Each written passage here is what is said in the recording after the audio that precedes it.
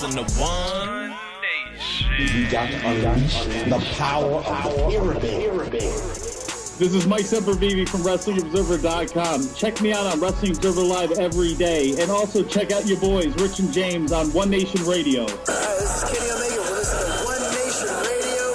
Check it out, guys. These guys know what's up. Big Kenny Omega fans, and that's all that counts to me. Goodbye and good night. Bang.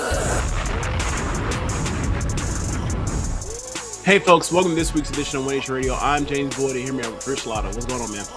Not much, man. Just did a podcast earlier with the Wrestle Collective, and my man Jordan. Shout out to him. Talked about All In and all that. I'm going double disc album tonight, baby.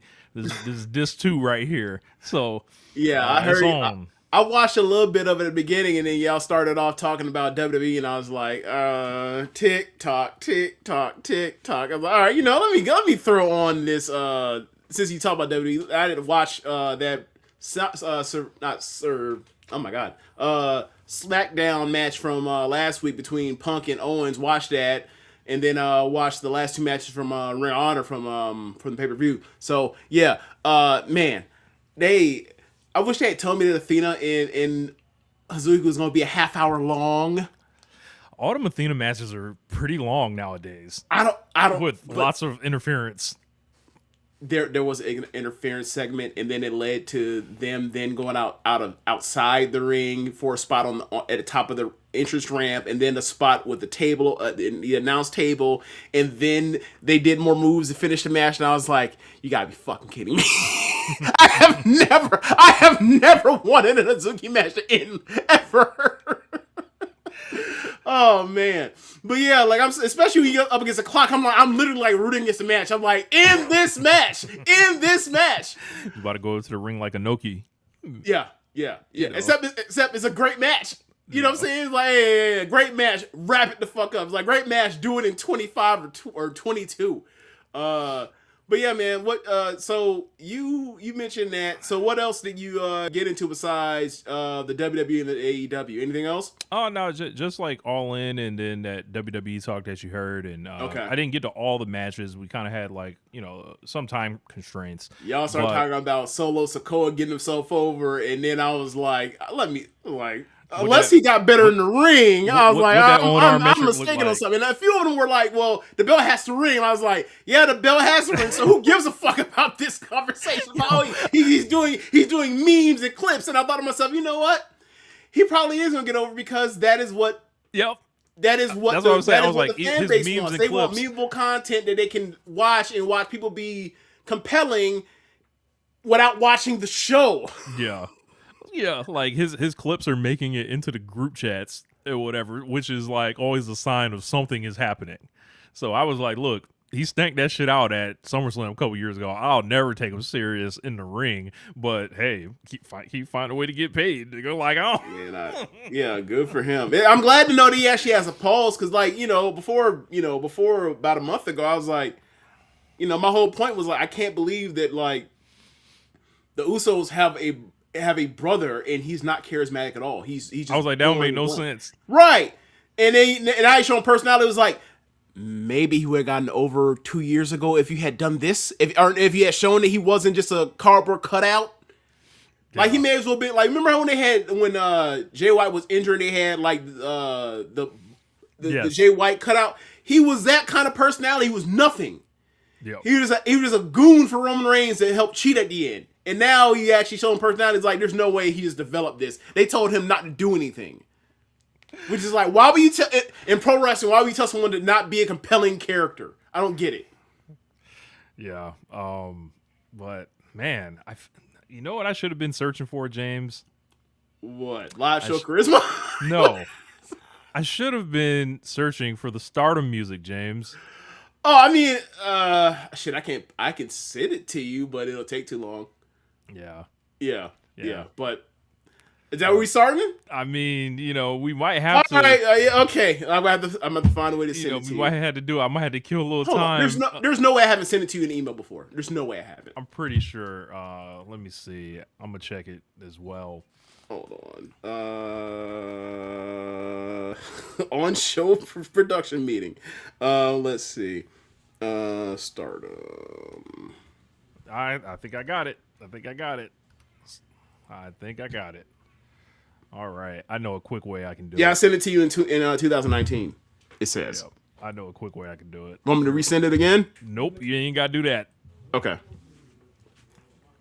And then, Is it which version of it? Check the listen of it because the one might get yanked. it might have to happen. Might have to go down like that.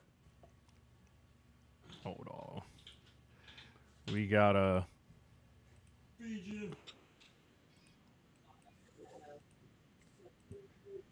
All right, Rich, hit the Hit music. the music.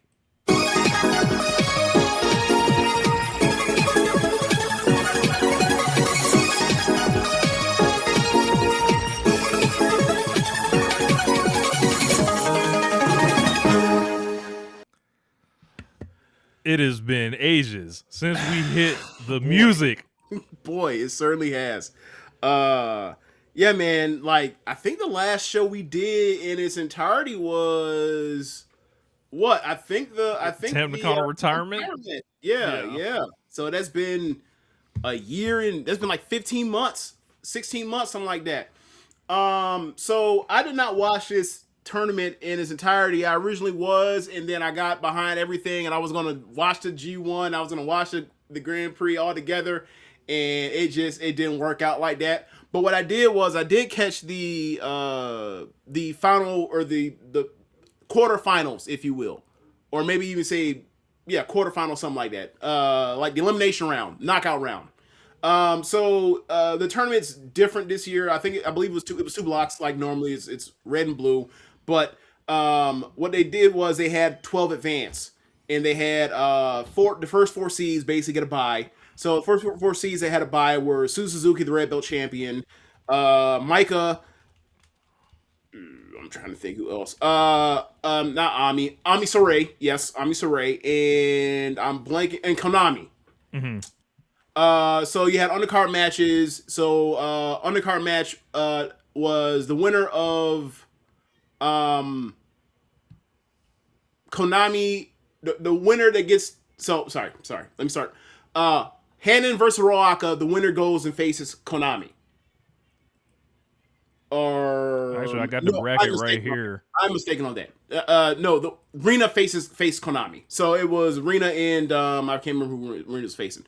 But basically the whole setup was in the show, you had Micah faced whoever was going to win between Azumi and Ida.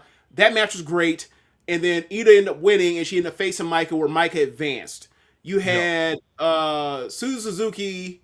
She faced, I can't remember, but it's right. I can't it's on. Oh, you can't. I can't see it. It's not. I have to make it way big. Got Pause. Ooh, baby. Hold on. Oh, I can't see. But How about now? anyway, the whole basically what ends up happening is you go to you get through that, but like it's a Cork and Hall show, and it's Ida and Azumi. That match is great. Ida wins. She faces Micah. You have Starlight Kid basically going through against 2 giants. She faces first Hanako, who's 6 foot or 6'1", and then faces Ami to get through. And she's like what 5'10", 5'9", some shit like that. She's basically her mega size from what you remember. Improved since the last time I saw her. Same for Hanako, and it was set up of put Kid in there with giants and have her go back to back and then get through. And then you had other matches, but basically you get to the final night, and I ended up watching the 2 semifinal matches: Konami versus Rina and Kid versus Suzu. And Kid versus Suzu is like this. What you remember when we first left off at? Like obviously both of them look a little bit differently, but like Suzu moves exactly the same. So they're having that match, but the added factor is because of how the changes or whatever else, because she's put on some weight. Like she has a power element to her, whatever else, which is kind of like, but so like, you but cheating, right? yeah, it's unfair. It's like you was as fast, as quick as Azumi and all the other speedsters, and then you put on LBs, and now you got a muscle game, and you just bullying people. And so in that particular match, that match was great as well, and Kid overcame in winning, and then Rina had to face Micah. And it's judoka versus judoka, and we've seen this for years with Rina, where like Rina and Hina and all of the Hannon sisters, like they all have a compelling singles. They're all good singles match wrestlers, but it leaves something to be desired when you see them in singles matches. And I think that's something because of their background, because you have kind of at a lesser critique because there's more experience at it's a higher floor, but like when I would watch Stardom, I would see Utami like in multi-person tag matches, whatever else. There's just something to be desired. She's good, but she doesn't stand out. She's not like watching Shuri or Mayu or Tam in a tag match. But then you put her in a singles match, and it's like, oh, she might be the best wrestler in the company, right? So when you would see that, with people like Hannon in the Futures defenses back in the day. And Rina and Hina eventually got to that point, and they were having their matches and they were doing well. So, but Hannon is the white belt champion now, and Rina is 2 years behind her. So Rina turns 20 this year. Rina and Hina both turned 20 this year. Right? We first started watching them. They was 14. That's crazy. And she was in AEW along with Micah and Hazuki during the Forbidden Door run, and she had a match, and I saw her, I was like, okay, she's still, I didn't see that she had blossomed into this level of performer, but she's literally in this tournament in the knockout stages. Great match in Kurgan Hall, and then she made events by beating Konami. Yes, Sierra. They were babies. Yes, they were babies. And to see Rina reach this level is like, wow, like, bro, it's almost like you hang around Stardom long enough, you will be good. Like, you have no choice still. Yes. It's that, and also it's the belief in the idea of like, look, we still have Azumi around. We still have Starlight Kid around. Starlight Kid was a white belt champion at the end of won it at the end of last year. I think actually is the last time we talked about it when Starlight Kid won it. But I don't know if we do. I don't remember. Either we would have clipped it up, or I believe if we did. But to see that like they're still going with this youth movement, with this promotion, the average age is still under 30. Mm-hmm. That they're still like, yeah, we're willing to push a teen now, and obviously it's a different thing. Like obviously she's not as good at 19 as Starlight Kid or Azumi were, but she's tall as hell, so it doesn't look out of place compared to the speedsters when it was time when they were that age. So yes, Starlight Kid is This is crazy. This is crazy to really think about, because like she's over a decade. I know, like I pulled up in 2000 in the 2000 or the 2015 is when she started. I think was her debut. Yeah, I pulled that main event up today, and I was like, yo, she actually has like the raw babyface gear now, or whatever, like a top person or whatever, and it's in like the jacket. Yeah. I was like, oh my god, she's her. She's fully like this is it. Yeah. So I'm watching this, and I'm thinking, obviously Taro Okada's a different booker than Rossi, but we've seen Rossi before. When it was time for Utami to win the 2020 5-star Grand Prix, he put a mecha in there opposite Utami and said, "Go beat a giant and get you ready for the title when she toppled Mayu and became the Red Belt champion." Right? Tail load his time. So I see Starlight Kid in there, and she has, she's in, she has to go through 2 matches in Kurikan back to back against 6 foot tall and 5'9", and I'm thinking, okay, this is setup. This is it. And I was unspoiled when I watched this too. Same. So, it's just a matter of timing. Like, she's gonna be Red Belt champion eventually. She's one of the most. She might be the most. Well, aside from Kamatani, she's the most old person in the company still, right? So it's like it's only a matter of time. It doesn't matter if it's when. Like, the only reason why she wouldn't become Red Belt champion is if she said, "I'm done with this," or "I want to move on." So I'm thinking maybe this is it. Mm-hmm. So she gets through. As I mentioned, Suzuki and Kid, that was semifinal. Great. Rina and Micah was great. it was a judoka battle, and Rena overcomes Micah. And Micah, since we stopped, or basically since the injury spree happened in 2023 Grand Prix, she's basically has been the bully of the block of the Grand Prix. Like, she's been dominant. Like, she's been in a final. She's this year she went basically undefeated through her block until she lost here in the knockout stage, and she had another dominant run the year before. So like, she's been 3 of the last 4. She's been basically the best person, right? So I'm thinking, okay, well, I guess they're gonna do Micah versus Kid. Rena wins, and I'm thinking, they're rolling out a 5-star Grand Prix final, 25-year-old versus a soon-to-be 20-year-old. It's interesting. So, they get to the match at the end, but I wanted to talk about the main event special singles match.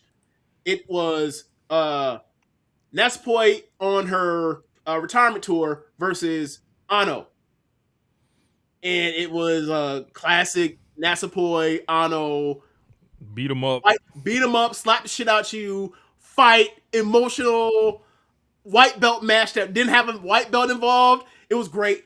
And it's just one of those things where it's like, it's gonna suck. It's gonna suck when she hangs it up. I know they have the date. I think it's January or either it's the we will be covering that on this show. Yes. And Rich can finally drop the gimmick and act like he because he used to love Nats. He liked Nats for more than I did, and then they did melt here. And he was like, I gotta do the whole gimmick, and then when Tam retired, he dropped the gimmick. So gotta put it back on, yeah, terrible. But that match is great. But I wanted to talk about the main event because that's when I saw that and I was blown away.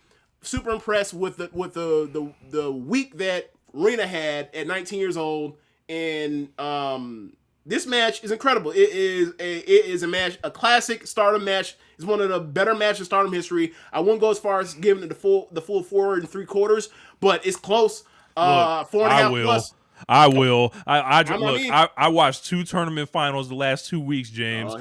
There was one of them that I was able to drop in on and just see greatness. Didn't need to have really any type of context for. And then there was another one where niggas wanted to wrestle like it was 1976. So I saw this Stardom and I was like, this is why it's called the 5-star Grand Prix final. Like, this was 5-star work, and it was just, oh my God, it was incredible. Like, the near falls, the drama, the big moves, the incredible selling, the psychology, the of dives.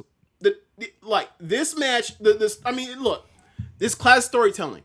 Starlight Kid throughout the match, when she's wrestling bigger opponents, and Rena's still a bigger opponent, even though she's younger, is I'm going to take you off your game, vertical base. I'm going to start putting on that stretch muffler, Desperado stretch muffler, right? Stretch muffler, and they was trading that bitch. Yes. So she's using that, and on the other end, because of Rena and this run that she's had building up, she's she has started using the Hana Kimura Tiger Lily combination, the missile drop kick combined with the package power driver, and it has to be put together to be the finishing blow. So this match sets this up. And now, keep in mind, I'm unaware. I'm bouncing in on this pause, and I am, I'm unaware of if this has been a movie that's been kicked out of the Stardom, because it wasn't a movie that was kicked out of the Stardom when Hannah was still with us. Mm-hmm. So I imagine the match was still protected because I think Starlight Kid did one of my favorite moves that used to be in the wrestling video games back in the day. It was this to the knee, she dropped to both knees and hit a Michinoku driver or something. I don't know if you remember Paca Loco. Yeah. It was Paca Loco who was Men's Teo used to do this move, and I was like, oh my God. Yeah. She what's it called? She calls it a dark. She picked it up back when she was in 08 Otai. It was called a Dark Tiger driver, I believe. Yeah, something like that. That shit was cold. Yeah. Because it looks like a power driver, and it looks like half power driver or a high angle Michinoku driver from the knees. Yeah. And because it picks up from like a off, you're in power drive, tombstone position, but it's off to the side. You're not actually has the body like veered off to the side at an angle. Anyway, so she has that going for her, but also with the, like I mentioned, the Rena tribute stuff that she's picked up from Hannah is also, she has the hydrangea octopus, modified octopus hold. That goes to the ground and you throw your legs in and put you in a contraption basically from that. So she's using all the Hannah stuff. Right, she's doing everything but like the little charge up run between the charging kick at the bottom on the bottom rope. She's doing all the Hannah stuff basically, right? So this match goes, and there's 3 different moments in this match where I thought this is a great ending. It's finished, and it wasn't one of those things where like you kick out and then the match doesn't continue to get better. The match continued to get better, and until next time where I thought Starlight Kid was finally going to win, she didn't, and ultimately it gets back around to they're both going for their big finishing move to get it over with, and they're both desperately trying to get out of it until Rena finally gets back to, because she actually hits the Tiger Lily, and she kicks out. First time I popped. I thought the match was over. Goes back around. Kid almost has Starlight Kid did like every version of a fucking tiger move there was. Damn near. Oh yes, she does it. She does a Masao on top rope, jump backwards, tiger bomb, tiger driver, like off the top. I was like, yo, yes, the full on Tam Nakano Masao experience. That. 5 stars. I'm going 5 stars on this. Watch it. Look, stars are fake, nigga. Like so then. Somehow Rena survives. The crowd is so behind Rena. I'm like, I can't believe this crowd's behind Rena like this, right? I'm unattached. I don't know what's happened to get her over to this level.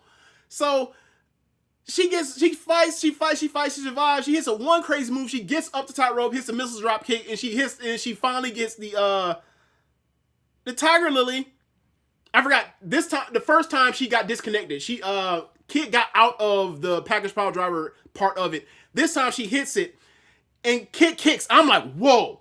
So she gets up after that and she ends up following up with hitting her Pink Devil Gory Bomb, which is her move, which is like a great story of, I've been, for years, since 2020, I have been in tribute to this woman that picked me when I was the last pick of the 2019 draft, Stardom draft. I was a run of the litter. It's another Mayu Watani story of the run of the litter gets to the top of the promotion, right? And to go from 2019 to 2020, the death of Hannah, rising through the ranks of being Tokyo Cyber Squad gets disbanded because of Konami. She ends up in Stars. She decides to leave and join Oedo Tai. Oedo Tai turns into hate. She's at the bottom of the totem pole. She was tagging with Roaka a long time ago, a few years ago, and her music wasn't the one again when they were coming out. They were playing Roaka's music, right? She then gets to the point now where she's in this tournament, and she wins the tournament by saying that, like, I am my own person. I can do the Tiger Lily, but at the end of the day, I'm going to win it on my own terms. I loved it. And it's one of those things where, like, I felt there's a lot of I felt bad that I have not watched this promotion. Yeah, it was like, yo, should I be like watching the Star more? Like what? Yeah, this got me back into it, and because it's like I can't believe I've missed basically 2 years of this. And this I've known from watching this 2019 to that is like, that's a phenomenal story. And I'm missing parts of it, obviously, that I have not watched the last 2 years, and I feel bad. And to see her when we left off, she was becoming a very good wrestler to now she's consistently in this tournament in the knockout stage, have great match after great match after great match. Me and you always talked about, like, when we stop watching Stardom, like the season finale of Stardom is when Starlight Kid and Uzumi fight for the red belt. Maybe it's not. Maybe it's actually the kids born in 2006. Yes. Yeah. It was awesome. It was awesome. Super happy. I was rooting for Starlight Kid the entire time, but I am still happy, and I know her time will come because she's already been a white belt champion. She's already in the system, if you will. So yeah, it just for me felt like they made a person.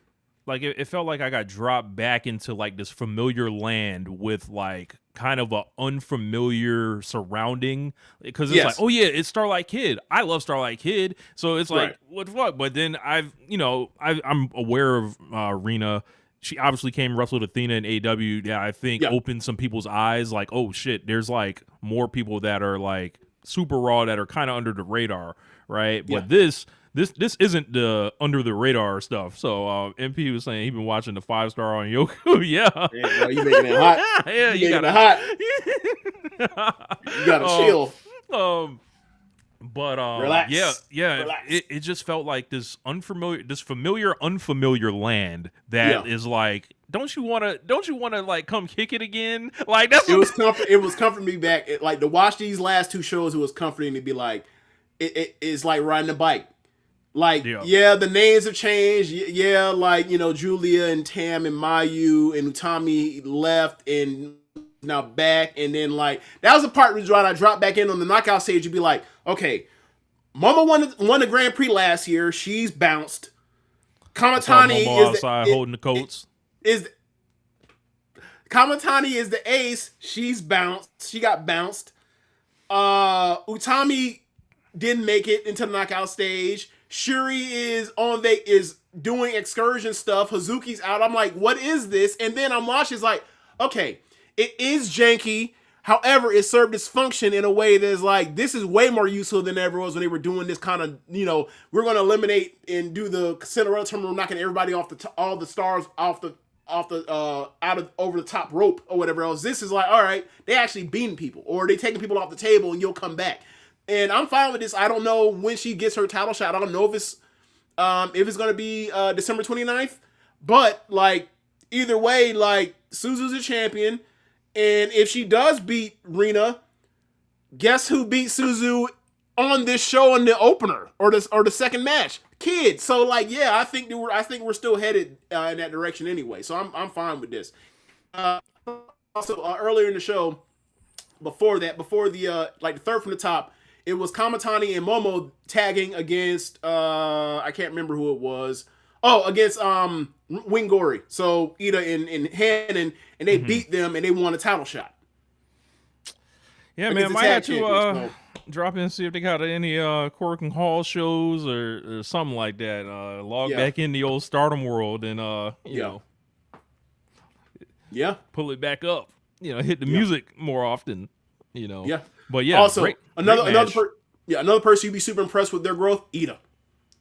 You watch that Ida and Azumi match, like that is the best technically, like technique wise and dynamic wise, like that is the best match on that Korakuen show. And that had like more than 4 like killer watchable matches on it. So yeah, super impressed. Like when I have seen and looked at the cage match stuff, whatever. So should I, zoom in on this stuff?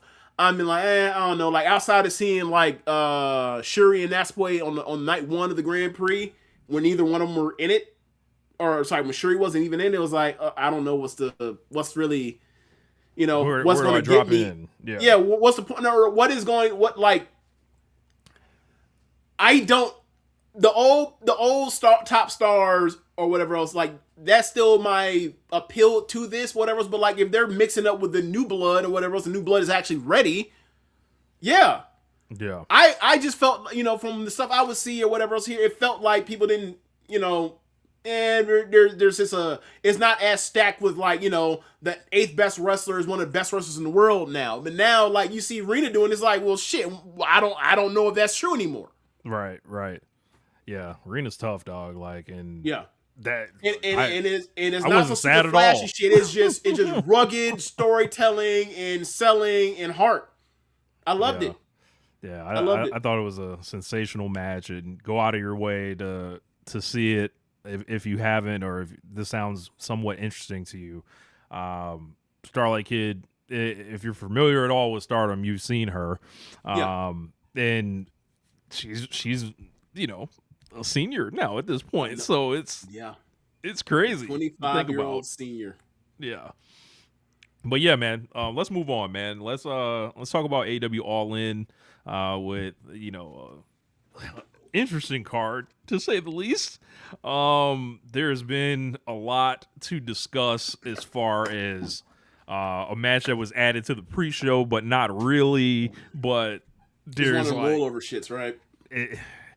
Look, and my point was like with the rollover stuff is like, I don't know if you want to tell people that ahead of time, because it's like kind of immersion breaking, and it's just like, all right, but I imagine they're running up against time constraints with how this show was timed out in the Wembley curfew. But at the same time, it's like, I don't know if y'all got to give all the time to whatever matches are requesting this time. So there's a lot that goes into All In. All In's build has been all over the place. Is that fair to say?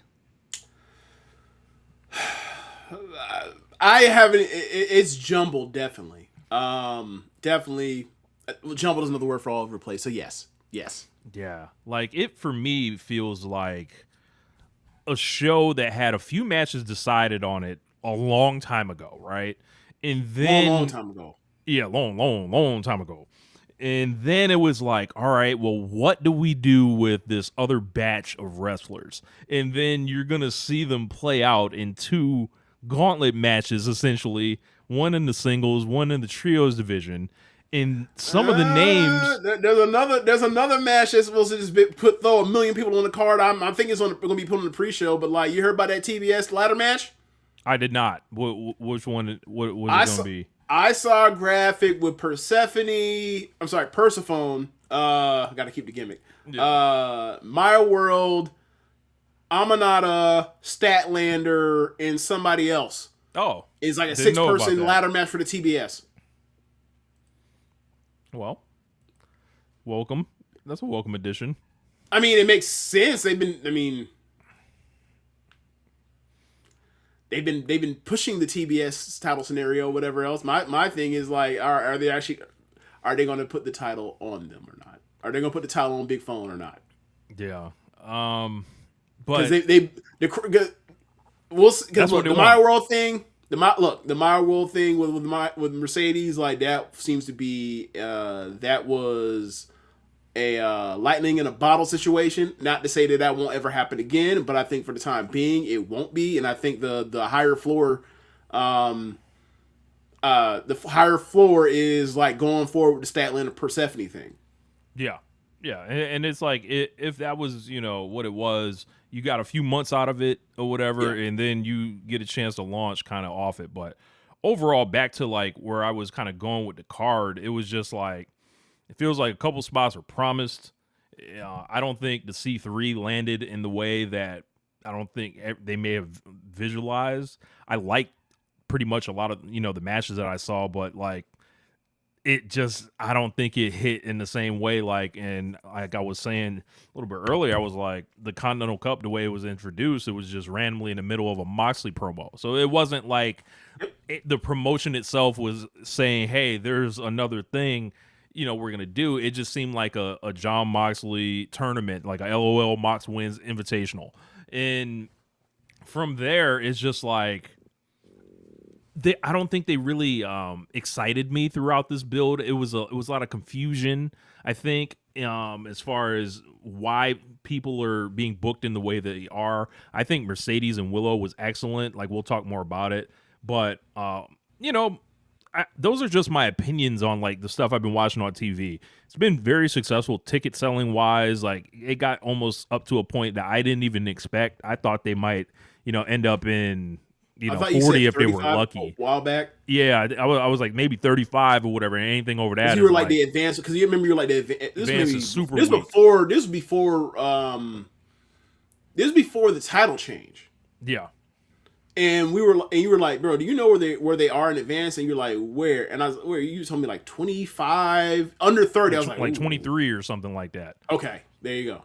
So, like, for them to, like, get, like, 20,000 more out the door, and I'm like, all right, it's going to look great. Like, when they get out there, it's going to be, like, the third highest show in the history of the company. There's really only so much to complain about, but this ride to All In this year makes it, like, a bumpy ride, I would say. They still haven't figured out they still haven't figured out their all-in season. Yeah. They flat out haven't. And obviously it's their third time, and obviously you want to compare the all. I think last year was great. You'd have to remind me. Obviously Mercedes and Tony, Texas Death, the Okada Young Bucks Omega, match, Bucks versus Okada Swerve Omega. and Okay, Ospreay. Okada Omega it was organized, but it wasn't exactly setting the world on fire, but it was organized. Yeah. So, but look, just by that alone, it was better last year. Yes. Yeah. And Yes. I don't know. Yeah. This year it doesn't have the same oomph. It may be the best Wembley show. I don't know. But we'll get more into it. Let's start with that trios roulette for the AEW World Trios belts. Hangman Page, Brodito, and Brody King. Basically an open challenge, and they're saying it's a trios royal roulette. So what the rules are anybody's guess. I've seen it, places that there's going to be an over the top rope element. I heard first pinfall. I don't know, but they're saying a royale. You can't do first pinfall. There's going to be if there's 7 teams. Yeah, you think there's going to be 21 motherfuckers around ringside and get pinfalls off? How is that even possible? Yeah, like they've got to do over unless top we're rope unless we're gonna start them gauntlet and say, hey, there's basically 6 mini matches in there, and then one team comes out after the next. Unless you're gonna do that, they don't make no sense. It don't make no sense. So the other teams they got in here: the Bang Bang Gang, JY, Austin Gunn, Colton Gunn, Conglomeration, Orange Cassidy, Kyle O'Reilly, and Roderick Strong. The Death Riders of Claudio Castagnoli, Pac, Wheeler Yuta, The Demand, Ricochet, Bishop, Khan, Toa Liona, and the Dogs, David Finlay, Clark Connors, and Gabe Kidd, and a wild card entrant, which is to be assumed Swerve Strickland and whatever their name is. Yeah. Okay, so my question for you is this, right? When they decided for the Death Riders trio, how did they decide to go with Claudio, Pac, and those are the obvious 2 that, make sense. But why did they choose to go with Yuta in the trios and Danny Garcia they told to get fucked when no check. When it was time for and when it was especially over this weekend when it was time for someone to step up and take the spot for and had a match with Adam Priest and Ring on pay-per-view to then do the job for Claudio on Collision to get Claudio do the job for Moxley yesterday. Maybe it was that was Danny Garcia. Maybe it was an elimination match. It was him or Claudio. I don't know how they work it exactly in the Death Rider camp. What I'm saying is I would like to see Daniel Garcia in the gauntlet. Otherwise, what the fuck? Yeah. I hate the way this has all come together. There's honestly, I would have left a couple of these teams home, and Tony Khan is a benevolent man trying to get everybody on the show, but sometimes it's just I don't know, dog. And they picked this is going to play out in a weird way, I feel like. And I got a feeling on my call-in show after the show, which be there, it's going to be something that I'm going to be blacking out about. So, I don't know, but the wild card entry, presumably. Hey man. Yeah. Yeah, go ahead, Rich. I was going to say, presumably, with Swerve and whatever their name is.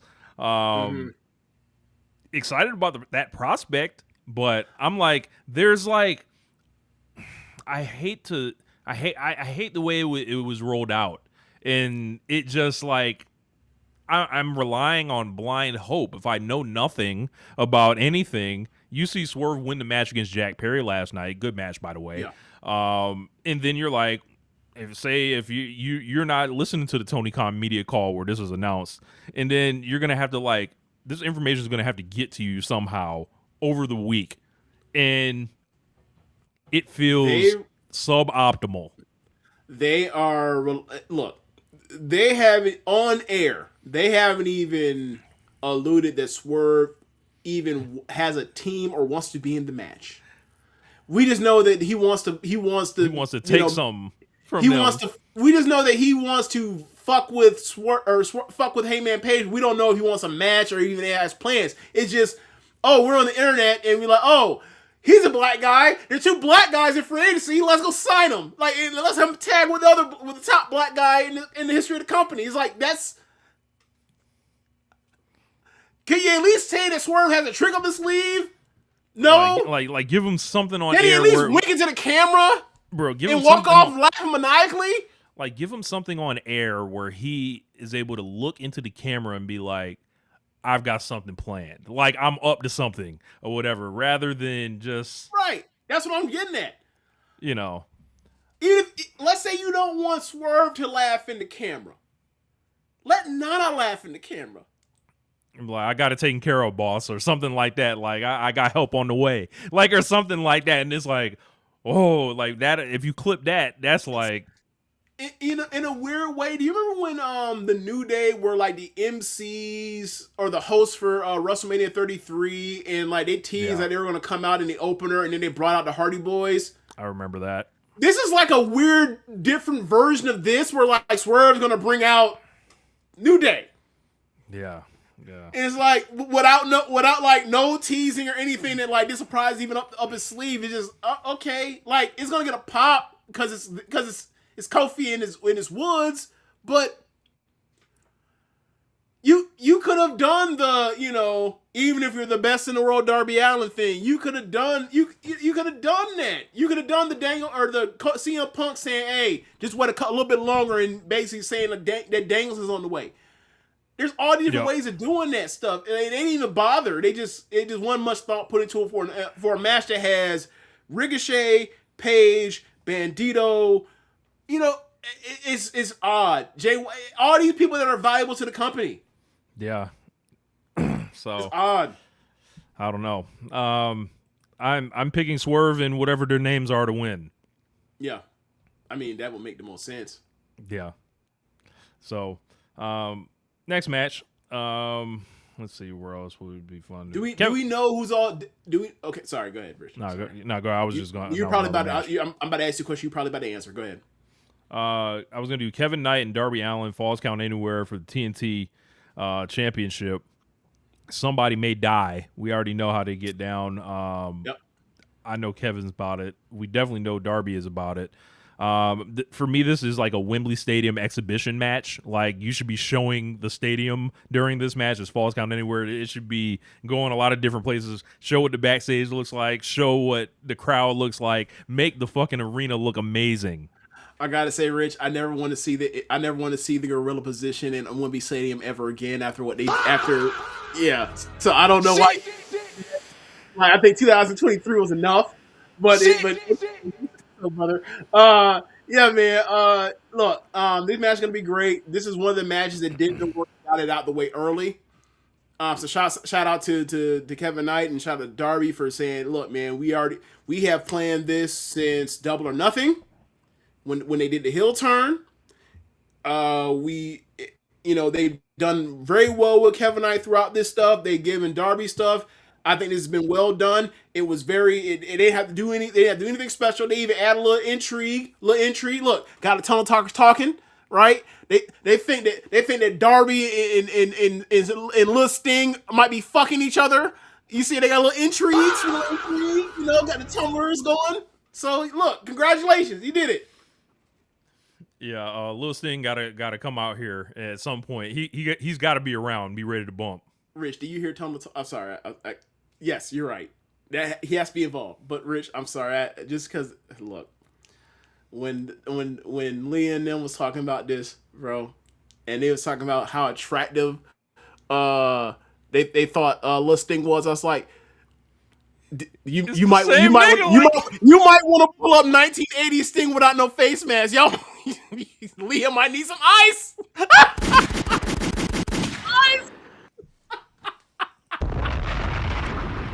That Lil Sting looked just like original Sting except 40 years ago. It's the same shit except Sting was larger. That's it. That's great. I'm prepared for just ultimate stuntmanship to go on in this match. Yeah. I don't really care who wins, shockingly, because look, worst thing is Kevin Knight continues to, go up if he has the belt, and if he drops it, okay, maybe he steals another title shot or something down the road against Ospreay or something like that. And then if Darby wins, we put the belt, the TNT title, on the greatest TNT champion probably ever. Right. Yeah, and then whoever it's either him or Fletcher. You know? Right. So yeah, man. 3-way match for the AEW International Championship. Kyle Fletcher, Konosuke Takeshita, and Kazuchika Okada. Not a ton as far as the story going into it, but just look at those names on paper. Yes, bro. It is the most like all these niggas is 6'3", damn near and above, or whatever, and they gonna be moving and being athletic in there, and are you prepared to hear niggas carry Okada? I've been hearing it for a decade, man. Richard, did I send you a thing where someone said that Tanahashi on January 4th carried Okada? 40, almost 50-year-old Tanahashi in his last match ever carried Okada. Yeah. The stuff I see on Twitter is this is how I know that the algorithm isn't even trying anymore. It's not even trying to get me with something, get me upset with stuff that I might actually get upset with. It gives me to click on it and be like, all right, it gets me to click on it because I want to click on that profile and be like, all right, let's see what the rest of this person's tweets are, and I can just go on a mute spree, right? I don't block anymore. I just mute. I mute. Talk. I don't care. But yeah, man. If I block you, you're a terrible person. You're Skip Bayless. You're, you know what I'm saying? You're like that. You block Vladimir Putin on Twitter. It's that kind of shit. Not to say that Skip's that bad. He's not a dictator, right? He's not an authoritarian ruler. But it's nah, man. I never want to hear anything you have to say. None of that. So, but anyway, yeah, that too. I think Skip made some pretty good points sometimes. Sure. Anyway, so this match follows in line with a lot of the Okada stuff in AEW, where, especially Takeshita, the match this year, where it's okay, this thing already happened and we did a fuck finish. We're gonna hope you don't remember that, and we're gonna give you the real match here now. But we're banking on the long form story of them being at odds for months and months and months. This is banking on, Okada lost to Takeshita. Fletcher showed back up. He betrayed Takeshita. Takeshita then had the match with Fletcher. Fletcher beat him, and then he fucked off to Japan for the G1. And now he's back.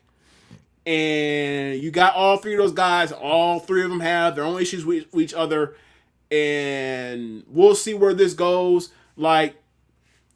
So I'm fine with it. I know the match is gonna be incredible. This is one of these things where the months and weeks a while back set this in motion. They didn't have to do much of anything. Mm-hmm. Yeah, man. I look at these guys and it's this is another generational kind of thing. There's two of those on this show. There's the Omega Ospreay side, and now there's Okada basically gets these two guys from that generation, and it's gonna be a really cool thing. Yeah, and look, it's Okada and Omega versus their heir apparents. Right. Yeah, that's kind of cool when you think about it. And as far as who wins, man, I don't think I'm putting this belt back on Okada again, even though it seems like it's government mandated that Okada carries a belt in AEW at all times almost. There's one way to do that, though. How so? I feel like I would leave Okada free for Ospreay at some point to defend the belt, the AEW belt against. No, right. That's what I don't expect Okada to win, but I'm saying you could do that. You could have Okada win, Fletcher doesn't want to make good with Okada because Okada did something super dickish or whatever else, and like it puts Proto Okada versus the Don Callis family, and Proto Okada reunites. Mm-hmm. But outside of that, which I don't think you should do this quickly. Outside of that, I think that I don't know who should win this, but I mean you could give it back to Kesha. I don't care, but like it needs to stay on. I think I'm gonna take Fletcher. Yeah, guys. Yeah, I think I'm gonna take Fletcher, and it's just like the one I think that Tony Khan is eventually gonna push the hardest is Fletcher of these three. So I think you keep him in that international incubator, and then he can come off it at a later point, or even go title versus title against Will at a different point. I also just thought of something when I mentioned the thing. Like, all right, so you have along with the Okada and Fletcher stuff, you also have the Fletcher and Knight stuff. So, like, what point do you do that? There's a lot bubbling. So, like, maybe you keep Kyle Fletcher with the international to give it to Knight at a certain point, maybe. Yeah. So all that stuff's at play. Tag team match for the AEW Women's World Tag Team Championships. Divine Dominion versus Brawling Birds. A match that was written in the stars, or the whole entire year. This match has been in the making basically since Willow and Harley Cameron won the inaugural tournament. Right. Like, all right, the Sisters of Destruction, Divine Dominion is like, okay, they're winning. Who do you want to see in the face? Oh, the Brawling Birds, because they just got teamed up, and so we've had to wait months and months to get to it because it's Wembley, mate. So there's a lot of this Wembley mate going on. We're gonna get to it. It's a lot of fishing. It's a lot of pandering to the fish and chips and boiling meat. Yes. God damn. It's a lot of getting on the knees. It's a lot of beans on toast. It's a lot of getting on the knees and and bowing down to the Union Jack. It's a lot of that. It's a lot of road men out there,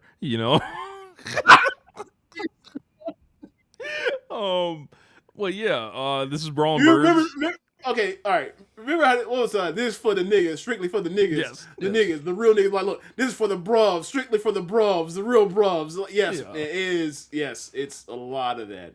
Yeah, a lot of that.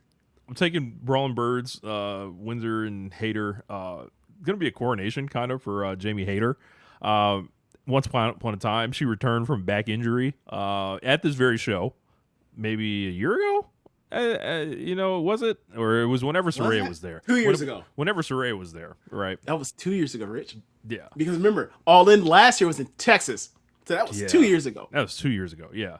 And this is going to be a sensational match. If they get any whiff of time, if you give them 12 minutes, I think they're going to get it done. Like, they're going to come in. We already know Bane is ready. Cross is there. And, like, there's nothing but raw ass wrestlers in this shit. Jamie's been ready for 7 years. Yeah. So, this is gonna be a good one, and I'm excited to see Alice Windsor too. Like, she's been kind of like remember how Windsor kind of rolled in the company? She had like the Windsor thing, and she was getting a bunch of singles matches, and the Tony Storm tag team stuff. Yeah, and then Tony, went off TV, so like it's been. Luckily, she, they like we gonna give you y'all, you from England, y'all should link up and be the England female tag team, and now they finna get they match, and it's gonna be fun. Like you said, these 12 minutes is gonna be blast. Yep. So we've also got the let's see, the Continental Challenge Cup. Wait, we have prediction. Bruv up, right? Oh yeah. Bruv up. Bruv up. Or up on that one.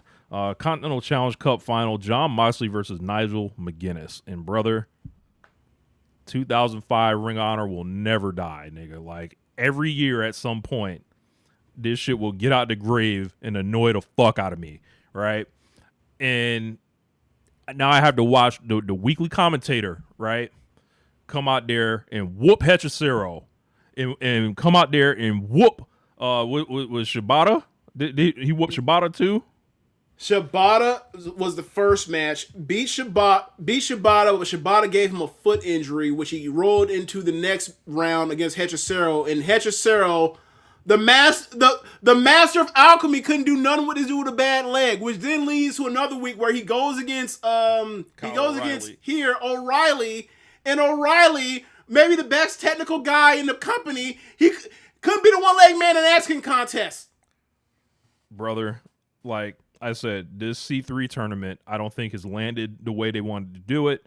I would have, if you're going to go Moxley and Nigel, you could have started it where he started something with him at the table, like where he's walking to the ring and like he catches a whiff of him saying something. Like when they announced that table, I was like, or that tournament, I was like, there are no stars in this thing. This thing is a Jon Moxley vanity show here. And then now this thing is like, and then they gave him one match. There was star in it, and then they did the match they should have done that will be better than whatever match Jon Moxley has with Nigel McGuinness in Wembley. The second round. Moxley's been awesome in this tournament. So yeah, that is true. But no, I'm saying like the whole idea is, hey man, we can finally blow off this stupid fucking thing with the dogs or whatever else, and get Jay White out of this funk. Him trying to figure out his baby face. You put him, the match should have been Jay White. Maybe it's because I did my mind and that's what they were doing, whatever else, and I was wrong and I'm pissed off about it. But like that match was fucking great.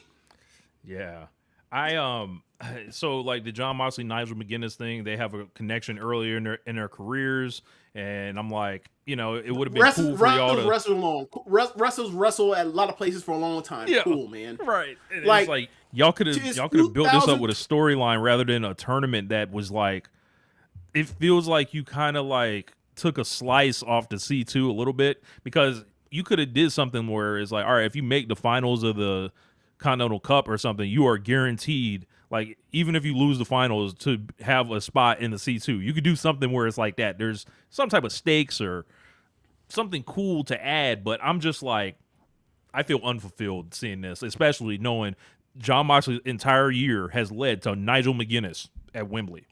Right. And damn you Wasabi King, because I had that in the back pocket ready to pull out. This is fucking Charity's Make-A-Wish kid.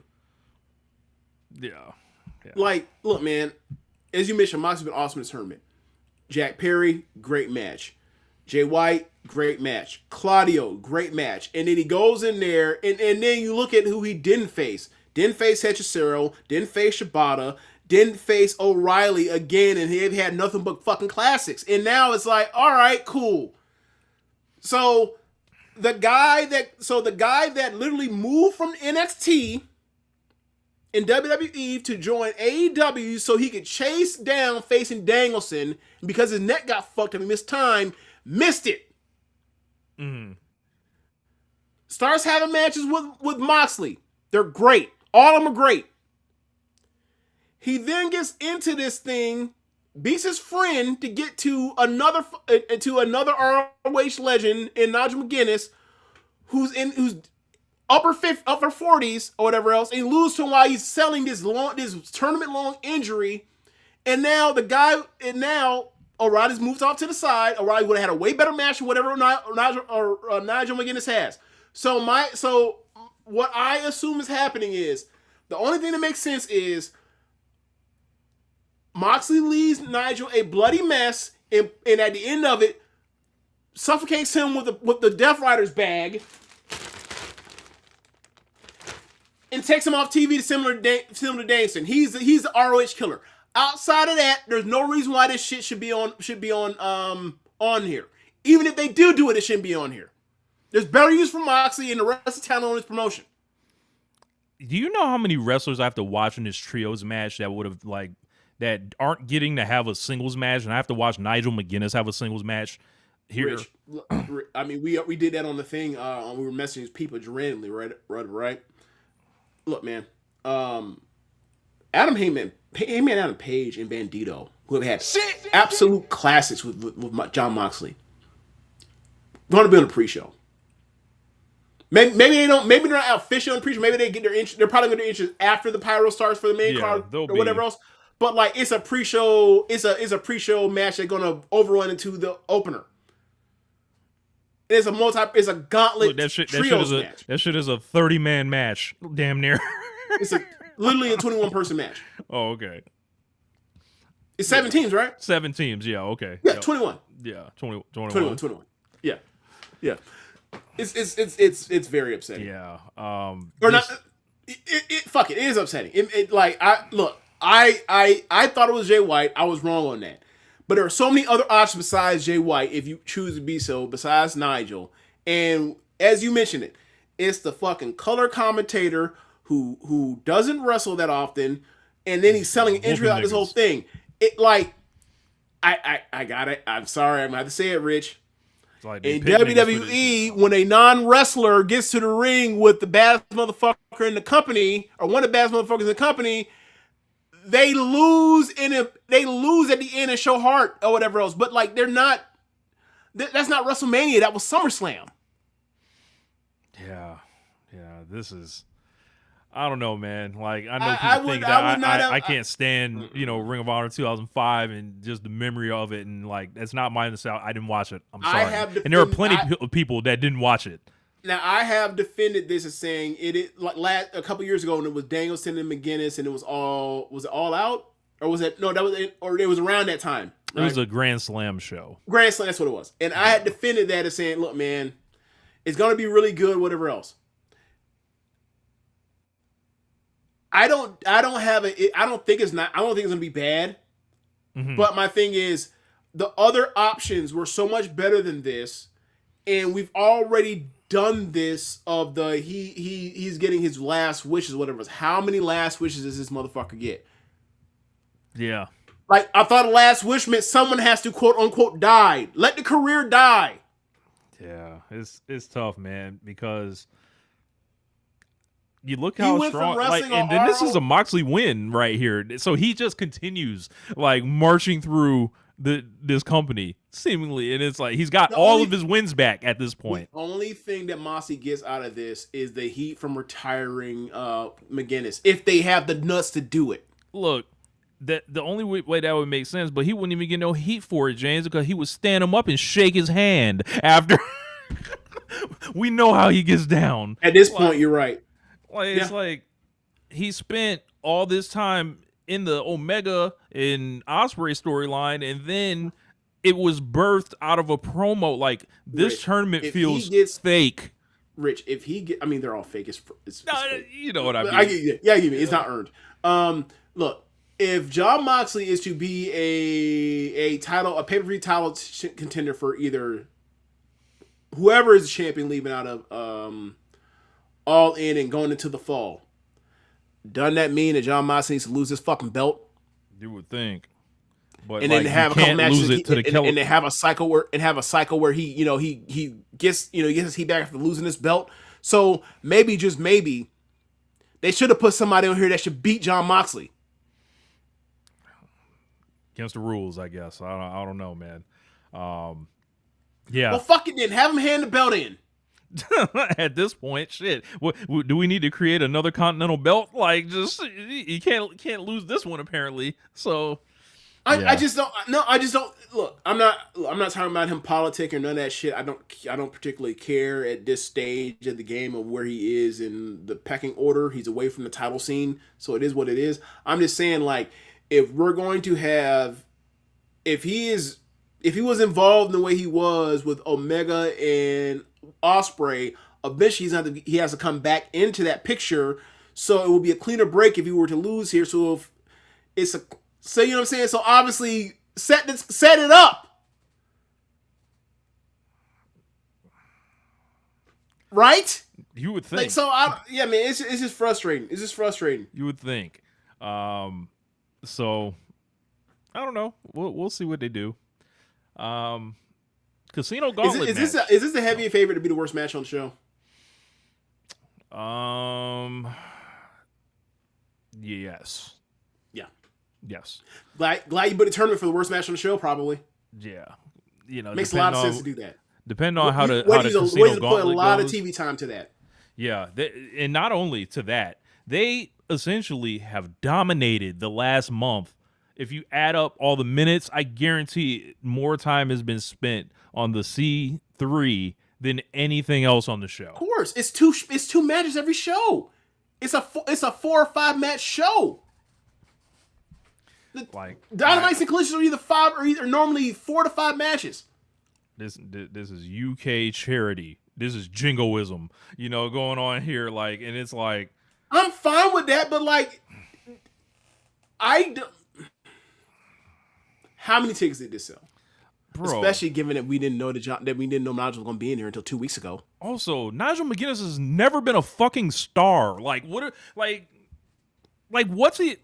I hate to say what's he drawn, what's he done, doing all that stuff. Like, this guy was a small room wrestler through no fault of his own, but never, like, the game chewed him up and spit him out at a certain point. It's a miracle he can get in the ring and stuff like that. But this is a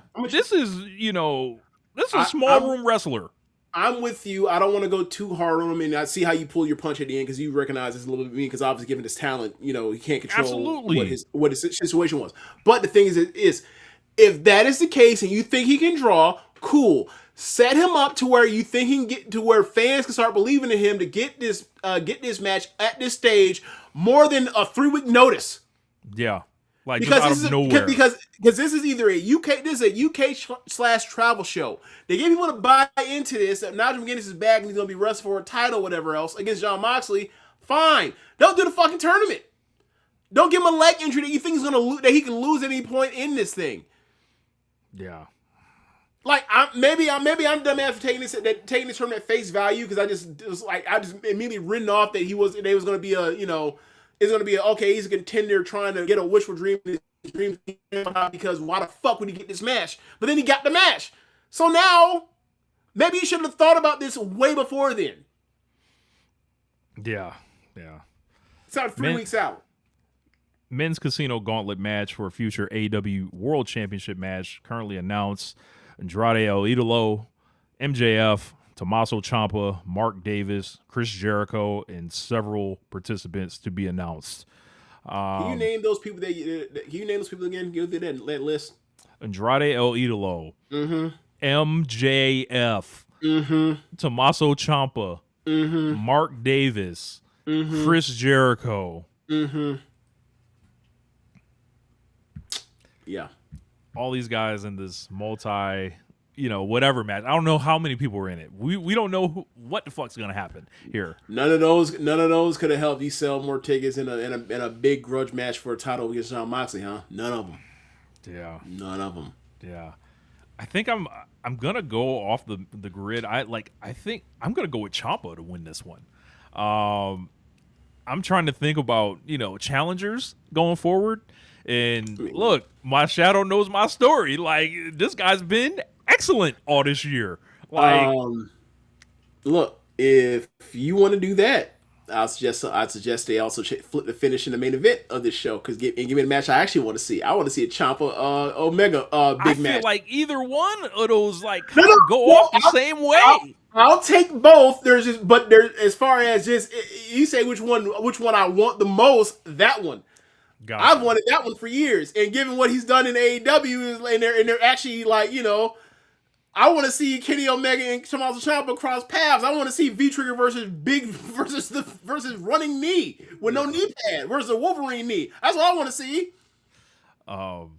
Yeah. So I think MJF being in a gauntlet for the second year in a row is notable, and you gotta ask questions on how that happens, and obviously, he lost out as far as being in the main event, but it's interesting that they decided, there's no actual program for him that's going to result in a one-on-one match. People can throw the Andrade stuff at me all day, but the result of that has ended up in a million motherfuckers match where technically neither of them have to be involved in the finish. Yep. So the Casino Gauntlet match is the greatest tool for AEW that they've ever created to have niggas avoid doing jobs. It's fucking brilliant. People don't think of it like that or whatever, but it's oh man, you can just go out there, get your entrance, fucking do a couple spots, and then roll outside the ring and not even be seen when the finish goes down.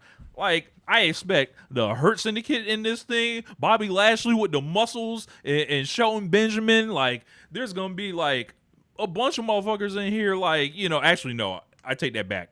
Bobby Lashley is doing something else. He will be announced. Yeah, he will not be in this match. Yeah. Give me the boom.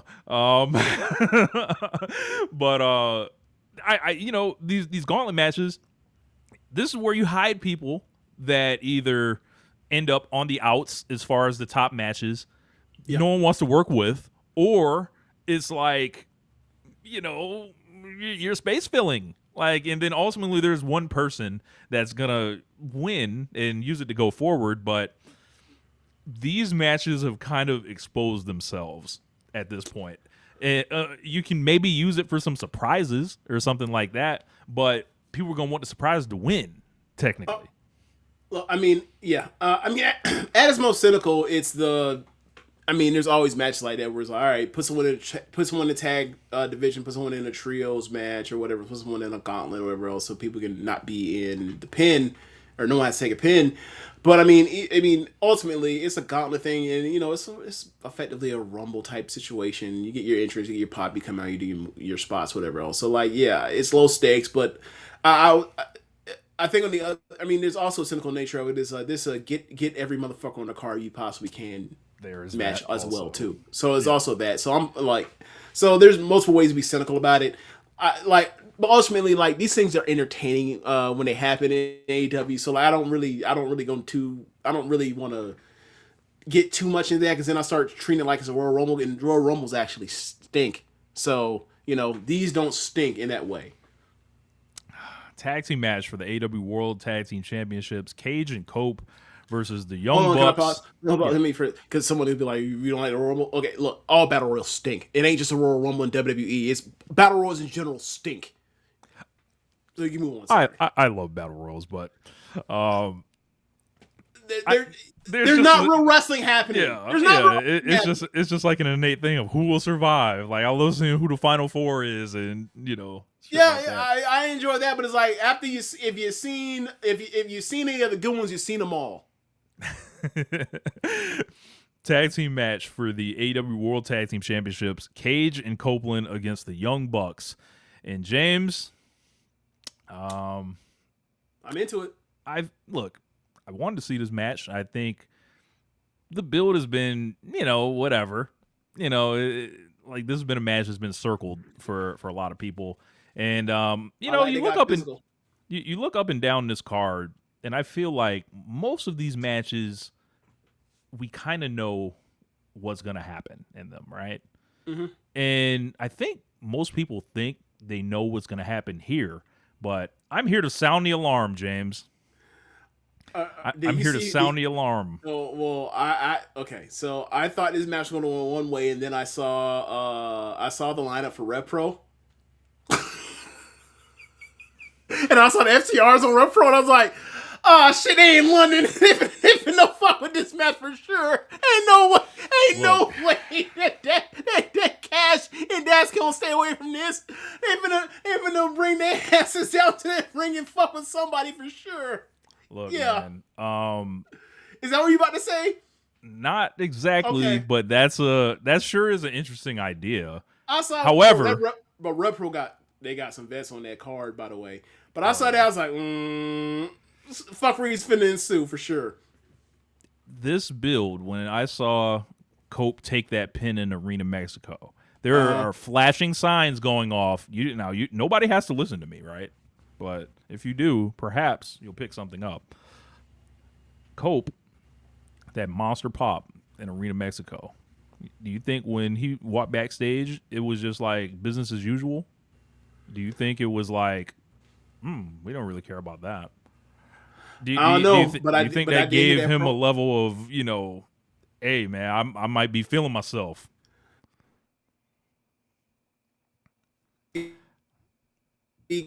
Then they did that face from. Damn, James going robot. He said, "Hey, they don't have matches named after you. They don't have pay-per-view named after you." And then Matt Jackson said, "Do they have promotion's named after you, and I was like, finally, scream on this nigga, and then and then it happened. It went from super kicks and spears and all that, and I loved it. I really enjoyed it. It's like, bro, I'm tired of the Young Bucks just getting a little bro by these niggas every single week. Pop your shit. Yes, these niggas innovators of a tag team match in all that. Hey, man, established can careers. we keep it a rack? Hold on. Not fake legends, real true legends. However, this is like Rhea. Who did Rhea tell that to back in the day? This is Japan. This is all elite wrestling. Yeah. What the fuck you thought that E stood for? Yeah. Can we keep it a rack? Can we say like the Young Bucks ladder matches have smoked like them TLC matches like over years? I didn't even think I need to say that, but yeah. Like now, there have been flashing alarms going off. Cope is in interviews. You know, people were asking him about stipulations for this match, and he's like, "Why would we do it the first time?" I was like, "What do you mean the first time, Cope? I feel like you're giving something away, Cope." So, all year, I would have said the Young Bucks are doing these high-profile losses, and you know, it's all leading to Wembley Stadium, and I feel like something's up. James. I'm going with Cage and Copeland because you can never trust Cage and Copeland at the end of the day. You know, I'm going with Cage and Copeland to win, and I think it stinks. Look, after I saw what happened to the Young Bucks in Revolution in Los Angeles in front of their kids and family, I won't put anything past Tony Khan. Who's going to win this match? But I'm going to go with the Young Bucks. But if they do lose, I fully expect FTR had their hand involved, and then they're going to do their fucking TLC 3-way match. And then, should they do a ladder match? Oh yeah, they get to come then off the fucking belts. No pinning. We get to come off the fucking belts without doing a job. Yeah. Also, Christian's been wrestling for like he's been wrestling for basically over half the last year with a fake cast on. And that's part of the charm because he's literally an asshole. Like in his Titantron, or it says, you know, father or whatever, asshole at the end or whatever else. Like, I enjoy all the shit that Christian does, but I'm just saying, like, hey man, he is letting you know he's a carny. We just like him more than we like Cope. This is disgusting. Keep this in mind. Now, that being said, I think the match is going to be great. Look, they're about to carry Cage and Cope to the greatest thing they ever seen. Probably. Maybe. For our sake, I hope they do, because if they don't have a better match better than that FTR match, we're going to have to hear it from Floyd. Oh, yeah. Floyd going to be there, too. I'm going to be getting texts from the UK. Like... You gonna get that Roman charge. Yeah, I'm like, hold on, brother. Like, let's reel it in.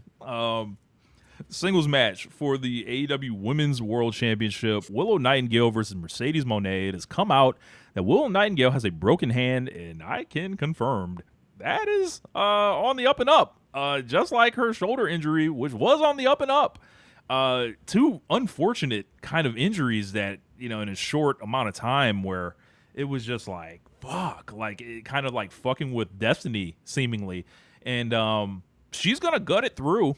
You know, everything I've heard. And my first question is like, how the fuck do you like do a match with a broken hand? Like, what? The same way you play football. Hey man, put that cast over and put that bowling ball shit around her whole hand. She gonna have that club. Put the club on. Yeah. Enough. But I think this build is rocked. Everything that I wanted to see from them, almost like it just. I feel like the dynamics are there. Even Willow being the champion gives it a different flavor to where it's like less obvious of whatever is about to happen. This one is Mercedes far more insecure. Yeah, and she's really selling it. She's really selling it. Yeah, as far as this build, this is the best building on the show. 10 out of 10, no notes. Yeah, like it became like, I hate to say it, larger than life, with, you know, that big reaction in Detroit and then good old fashioned hate, and then like their sit downs have all been incredible, and they have like become each other's defining opponent in the promotion above Willow Nightingale and Statlander. I don't feel like Statlander and Willow have ever had like the storyline that ever matched their matches personally. I think this is going to be a chance for Mercedes and Willow to like be like, all right, we're gonna get the one that I don't think we've had yet, and they've always done great stuff together, but they're gonna try to hit that top level. Like Mercedes, Dave Meltzer, Mercedes Moné is coming for you, nigga. Like,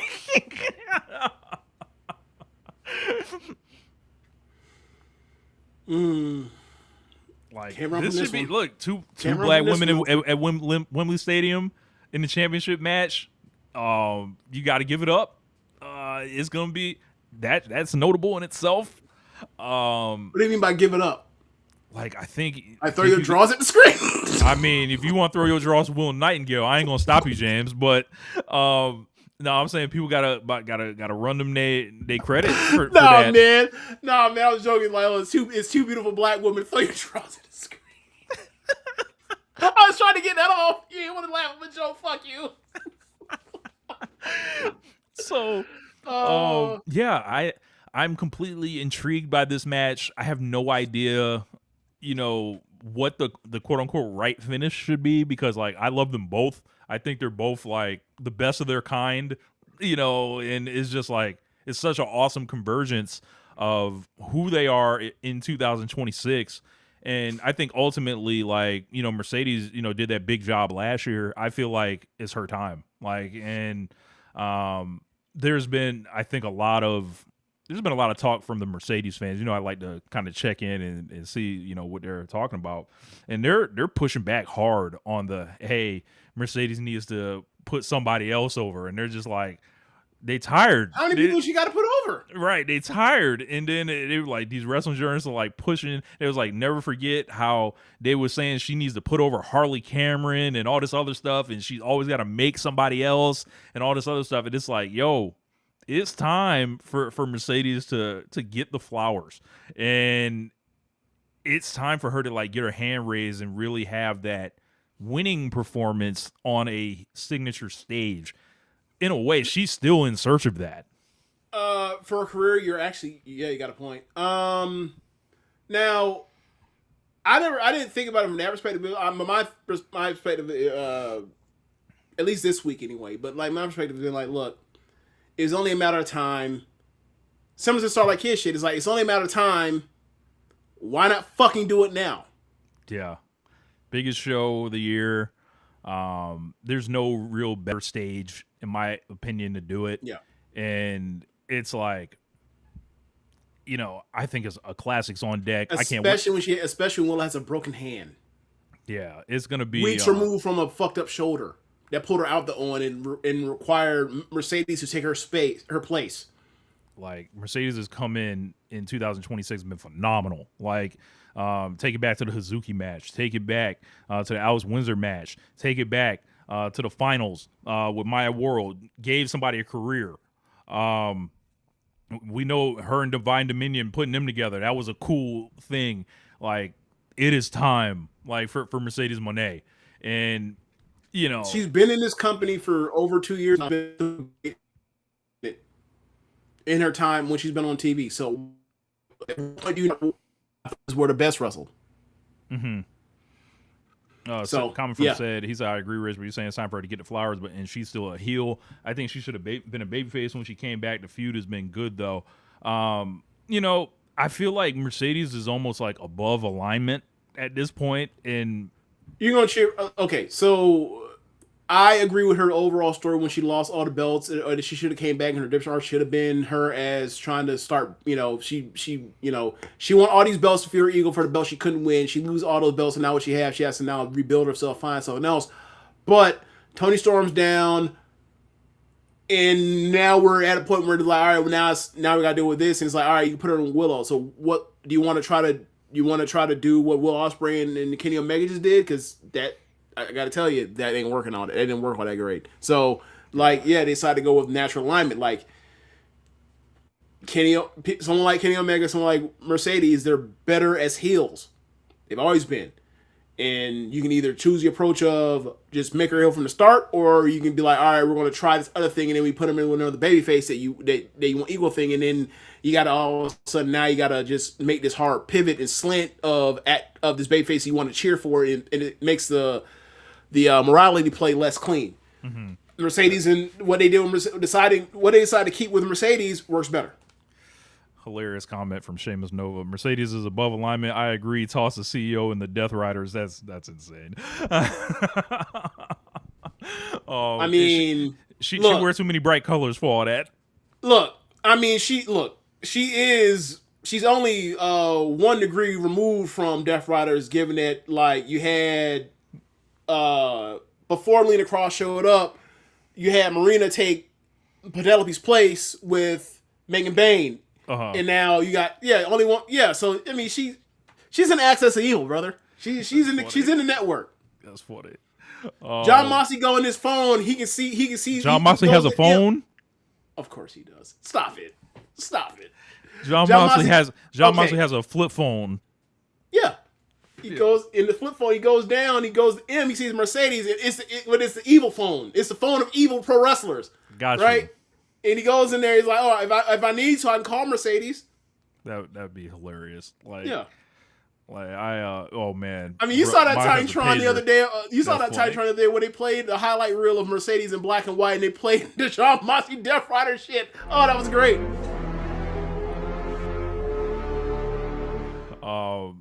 Do John Moxley play Snake on his Nokia still? John Moxley don't play games. John Moxley don't play no games. You said John Moxley don't play games. Okay, you roboted out. Yeah. John Moxley don't play games. No.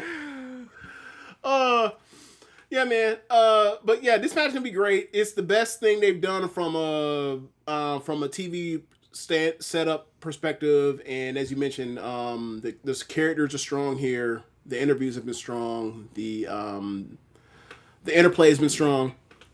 Yeah, this is it. At the end of the day, I get a song played I get a song played at Wembley Stadium, so that's gonna be. Oh yeah, there's that too. That's gonna be pretty dope. But yeah, man.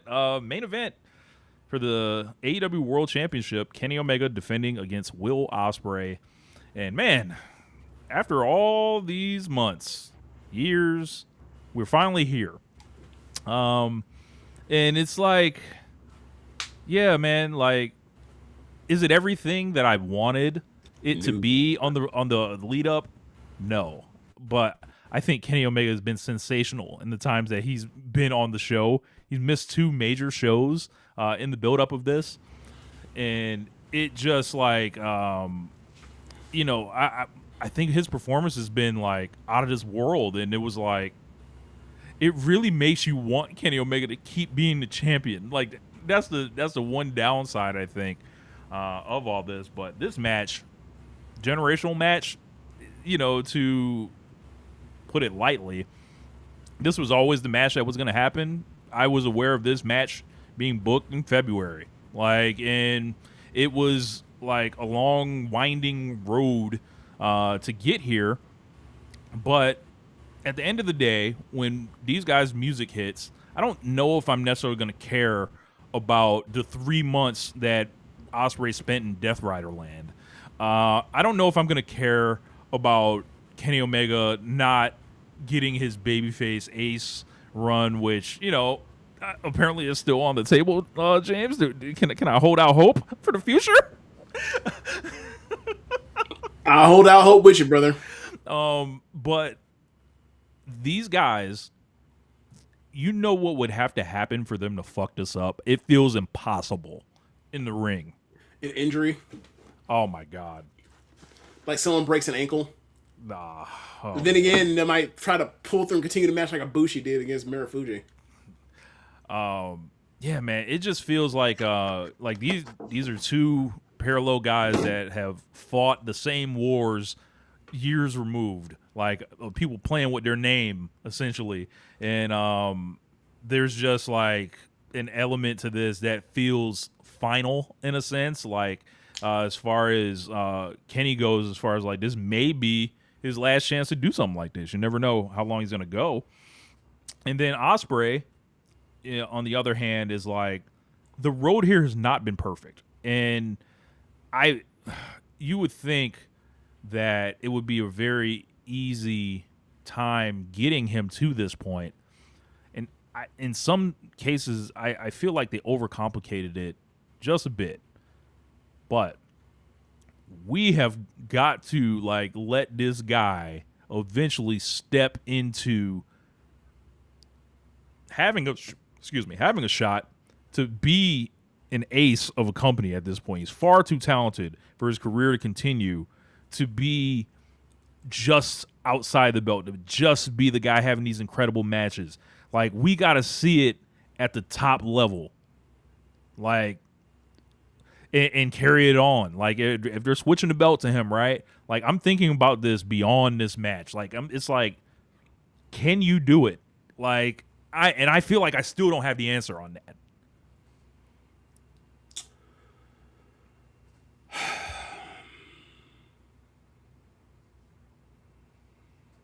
This has been disappointing for me.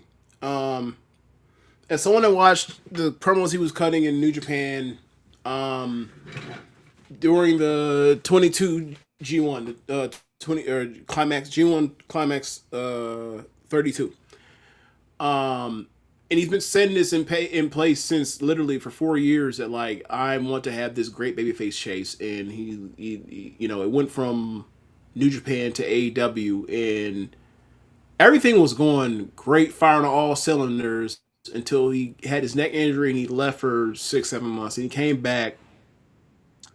And then ever since he came back, it's been misstep after misstep, mismanagement after mismanagement. Nobody having a sense of, as you mentioned, you said this match was set in stone back in February. I think you told me that back then.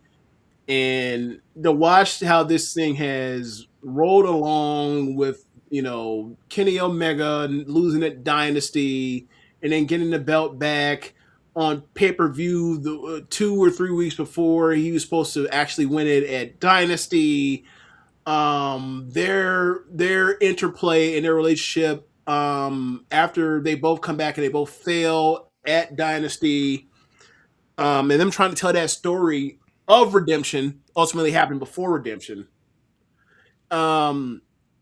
which then leads to people that are AEW fans that watch AEW and have spent at least 10 years with Kenny Omega, and he finally gets his babyface title run, but it's a gold watch. And he's supposed to coordinate this other fucking guy, and it's led to online resentment of the guy. And now, and that dude's not being perfect or kicking or firing all cylinders right now. So now people are just like, was he ever even good? It's like, all right, man.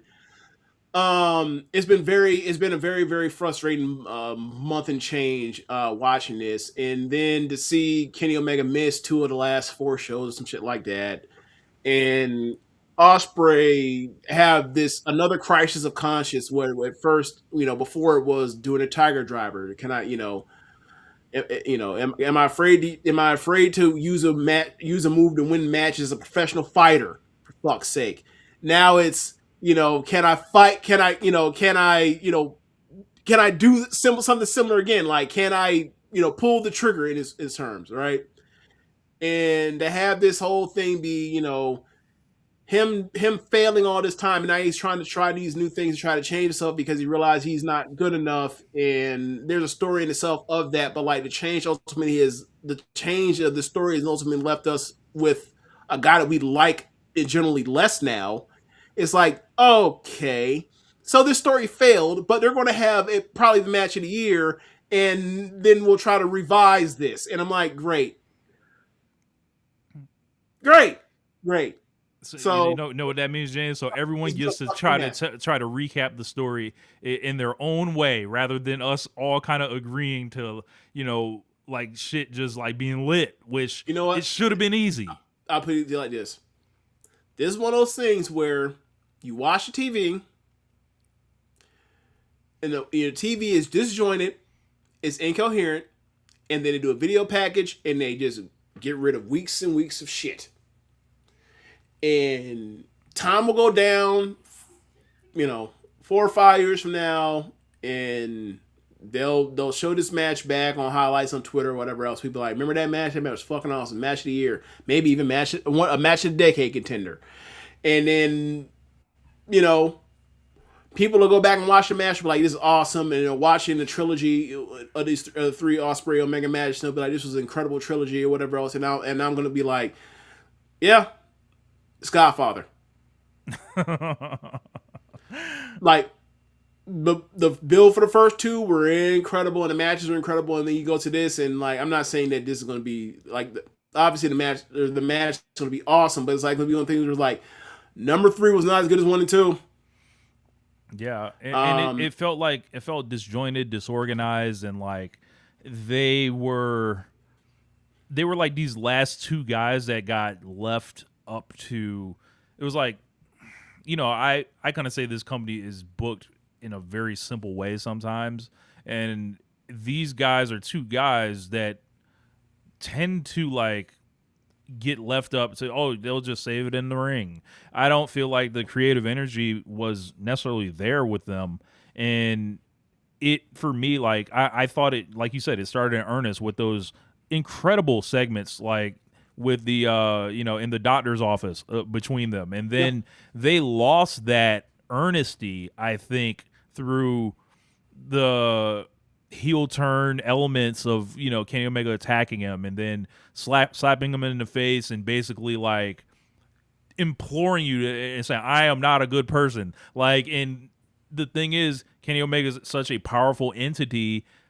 It's like Mercedes, but even to another level, like as far as like, bro, like nobody's trying to boo you, nigga. Like, and then it's like, but you're setting Ospreay up like to carry it as the British man. They've cared more about making him the British man doing it for England, world champion, than the making champion him the man. Fixture of the world. Yeah, the man. Right. Yes.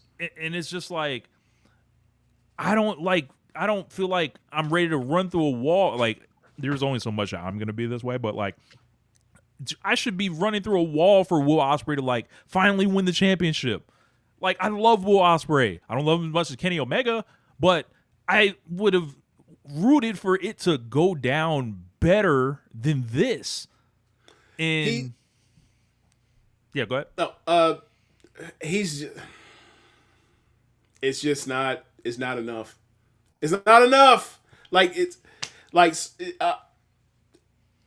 the pivot with Omega. All that was well done. The problem is when you have the storyline with the Death Rider stuff and all the months that was put towards it to leave at that point, and then you have to try to pivot, refocus, whatever you want to call it, and also not a better character for it. Not a better character for it. Mm-hmm. You don't feel more emotionally tied to him. You don't feel like he's doing something, like he's doing this for something greater than himself. You still don't know if he's actually believes his own shit. You don't know if you actually believe him, because he seems like he's been like completely like fractured mentally and spiritually, like in the storyline. And it's like, okay, well, all right.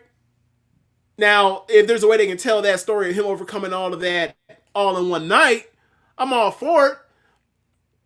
But brother, like this week I watched Christopher Nolan's The Odyssey movie, that 3-hour movie, right? With Matt Damon and Anne Hathaway, right? And it's like I somebody that made a grave mistake and is dealing with the consequences of that for 20 years on his way back home. They had 3 hours to accomplish that, and it's maybe the most famous story in the history of humanity, right? To accomplish that, I don't think Ospreay can accomplish that in a half hour in the fucking wrestling ring. Sorry, I don't. You know what I'm saying? Like they fucked it. They fucked it, and they're gonna have a great match, but they're not gonna fix whatever they did with in the months that led to this build. In the match, even if they have a great match, you're not going to undo what they did. This should have been like, or fix it anyway. Like the idea of Ospreay and Omega, like obviously, like I wanted this shit at Wembley 3 years ago. or whatever. Yeah. And Sure. it's you know, there's a question in here. I like James kind of touched on it. You guys think there's some bad faith takes flying around on Ospreay win because of how beloved Kenny is? Need a full-time go-getter to lead Dynamite, although Kenny is clearly a bigger draw.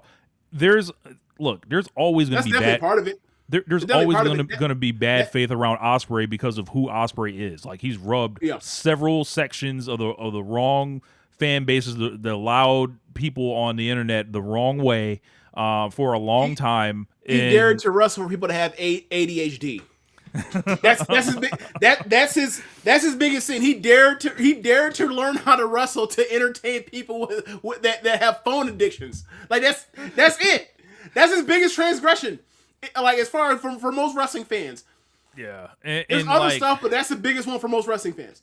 Like, I think people like the Kenny Omega love. Like, look, man. Like I said, when he won the belt off of MJF, I was like, I'm almost afraid of how popular Kenny Omega feels right now. This is what I was talking about with, like, you know, like Ospreay's going to catch some of that residue off of that, and it's like. So the people that would be with him and be less on his ass are the people are like, if MJF was the champion coming in here and it was MJF versus Ospreay, like everyone would be like, all right, well, whatever, storyline sucked, or we've seen a number of, but half of MJF storylines suck, and we in a room for the babyface anyway, right? But it's Kenny Omega, and Kenny Omega was never utilized to best of his abilities and presentation in AEW, and then he gets this opportunity and goes crazy. Like, and it's like, this is what people always wanted, even though they thought it was probably off the cards, and now he's there. But it's like, nah, he's just here to hand it back. He's here to be a transitional champion, and people don't want him to be a transitional champion. Yeah, and people want him to have a full reign, and like they should put the belt on him back in April. Like, and it'd be time for him, and it'd be appropriate for him to come off the belt right now, but they didn't want to do that because of whatever fucking reason. So they can have so they can have a guy beat Kenny Omega, and then have a match set up seemingly in Canada to lose the belt to Kenny Omega, and then a match happens a couple weeks before that pay-per-view happens, and then that guy's not on the pay-per-view, and he shows up still holding his fucking championship belt, saying he's the world champion while the champion's not on there. See how fucking stupid this all was? It's a lot, man. And I said there will be one day that we could trace it all out on paper, and today is that day. Like, of everything that, like, I felt was so compelling up until Dynasty, I would say, with the AEW World Championship, and then you could throw in the Darby Allin exit route that happened in all his, you know, incredible matches, right? Ultimately, Darby Allin is wrestling like the 6th most important match on this show. And I'll stop. Also, given the last 2 years, how many years you gonna let Darby Allin fuck up your plans for your biggest show of the year? It's happened twice now.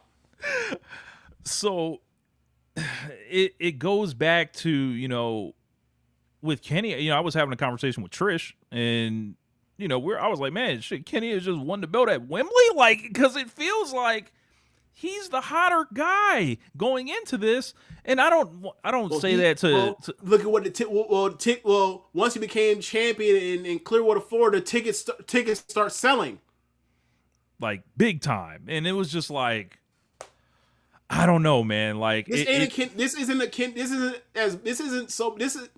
the issues with this stuff. The performance of Kenny Omega in this on TV has not been the problem. It has been the problem of the machinations around the storyline and fitting into making Ospreay the conquering hero that you want to cheer for. They have failed at every turn for 3 or 4 months with that. And that's why we're looking at it like, okay, and then you look at what they still sold tickets. What they still sold tickets because it's Kenny fucking Omega in the championship, in the title match. And then Will, you can take it back to Forbidden Door when he beat Swerve. That feels like a massive match in the moment, right? And then, like, it just kind of all disappears. And like, Swerve not on the card officially. So it's like, what did all this really like the road here was like filled with potholes, jagged edges, and it was like, all right, like, did it help draw more? I don't know. Did it help, get people more excited? I can't say that it all did. I don't know. It's up in the air. Okay. The pairing, the marquee moved the tickets. Once you put Kenny Omega, the tickets start moving. Then you put Ospreay, and then you named a challenger. It moved tickets even more. But the actual, like, after that was announced in the story they told, that didn't compel people to hand over their hard-earned money and buy tickets and accommodations and all that shit to come over here. No, they just know what this can be in the ring when they get there. They fucked this. They did what they have done as far as selling tickets has been in spite of what they've done on television. Yeah, like if there was like a negative number or something, be like, yeah, bro, like they could have put like 7,000 more people in the building had they had their heads on the correct way. I don't know about that many, but they definitely left four. They definitely left like 4 digits on the board. They definitely could have sold the yeah. Like it's almost it's like a solve for X. It's like an unknown quantity of what is that ticket ceiling is or whatever wherever they're at now. Right. Who like, knows what it could have been. Because it's also like, okay, so was it August 2nd? Was it Clearwater show? August 8th? July 8th. Oh, July 8th. Yeah, July 8th. So let's say Kenny Omega gets the title in April at Dynasty.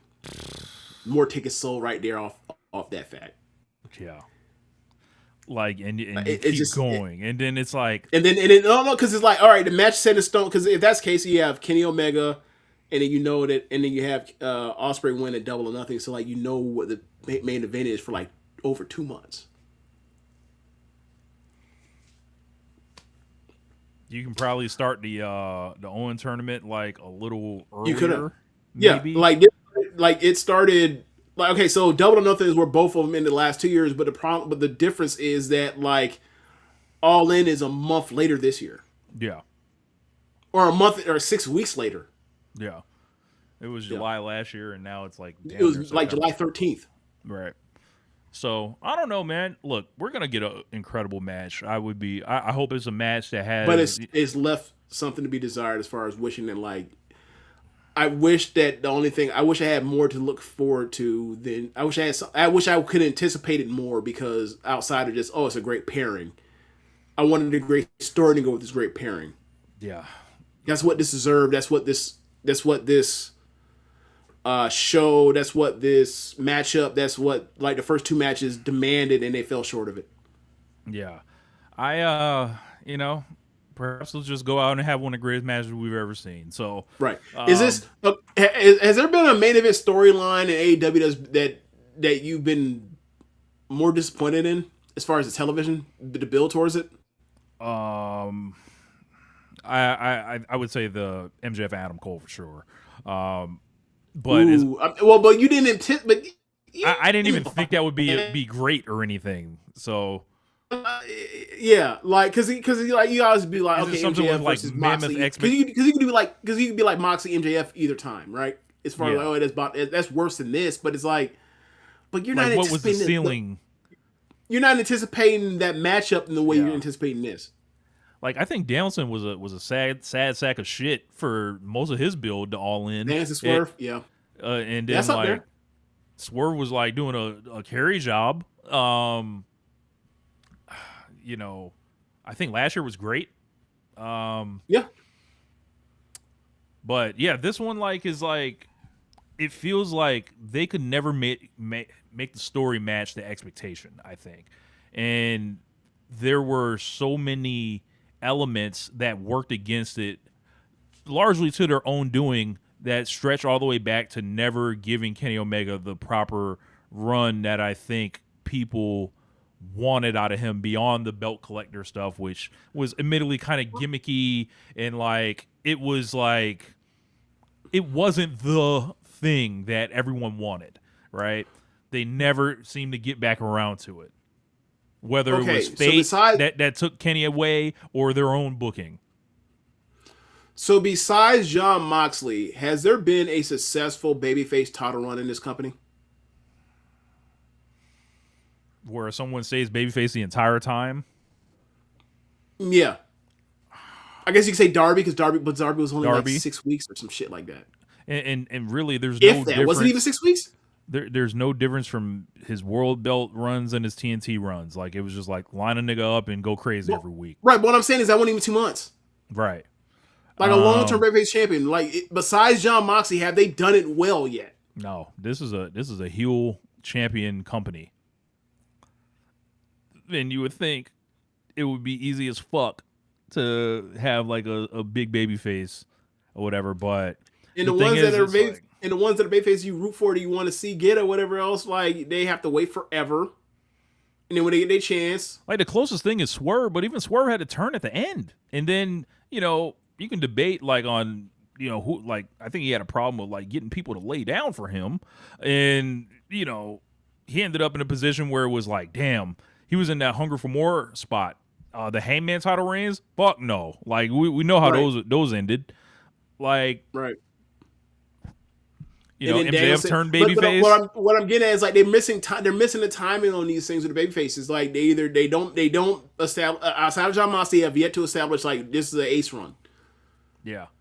They've either mistimed it where like they missed their window with Danielson, it was way too late, and then they were like, all right, we're retiring, so we're gonna basically molest you with this belt. We're gonna put this belt around your, we're gonna put this belt around your waist, right in front of your private parts, no matter what you say, right before you retire, right? So you had that, and then the Darby thing was like, okay, less than 2 months, something that shouldn't even have happened or whatever else. And now we're here, and it's like, you mistimed this. You should have been champion 2 years ago or a year ago before he fucked up his neck. And now he's back, and now he's doing this shit that wasn't even what got him over in AEW in that way. Yeah. Like, it's too heavy-handed. And now we're going to be looking around the corner when Ospreay has this shit at these hungry lions that are like sitting there like Fletcher, who seems like he's going to another level every time we fucking see him. And then it's just going to be like, all right, who's next? And the disease of who's next among fans is going to be worse than ever at this point, especially if Ospreay's uninspiring, especially if the creative stuff isn't particularly built around him, especially if, you know, there are super strong main eventers. Yeah, there's also the jaded part. The jaded part of it is like, okay, well, we didn't get our Kenny Omega thing. Y'all have killed any notion of it ever happening with Paige or whatever else. Daniels is gone. Why would we think you would do it with him? Well, yeah. I mean, you've only done it with Moxley. It's tough, man. There's a lot. His saving grace could be, well, they have a murderous row of elite babyface. He can just have a reel of. He can have 2 years of awesome matches. I'm not saying he's gonna have the belt for 2 years, but I'm saying like he has that many opponents. Look, if they want to break the glass and do the Kenta Kobashi title reign, like they have the opponents to do so, but yeah. No one is under the impression, given what this company has been for will be soon to be 7 years, that's what they'll do with him. Even if he'll be a great champion, because given the talent, he could be the greatest AEW champion ever. Yeah, it's off to a fucked up start. Yeah, if I was him, this isn't how I would get him to that point. If it was him, I'd be like, I want Okada, I want fucking Nick Wayne on TV, I want Speedball on TV, I want fucking MJF at a certain point. I want his scalp, like, to pay off that thing they did, you know, on the Clearwater show. I want Moxley eventually. He's going to put me the fuck over. I just want to beat him clean because I want him to get rid of that fucking bun cake off TV. That too. And, you know, like, you could just name the people on this roster. I want fucking, you know, I want Pac. You know, I want fucking whoever the fuck. Guys. Andrade, I want all these people. I want Ciampa, Darby, you know, Gabe Kidd, like Keshka. Everybody, line them up, bro. like this is, I don't know. Will has to walk in the office and set his dick on the table and be like, "You put this fucking belt on me, book me like the fucking man, like, and don't fuck with me." If I were him, I'd be like, I don't lose anybody except for Adam Page when he turns heel. So set it up. Let's get it. Yeah, man. So either way, that's an all-in card. And you know, look, it's gonna be an incredible show. I like the matches that are booked. I wish perhaps there could have been other matches, but Yeah.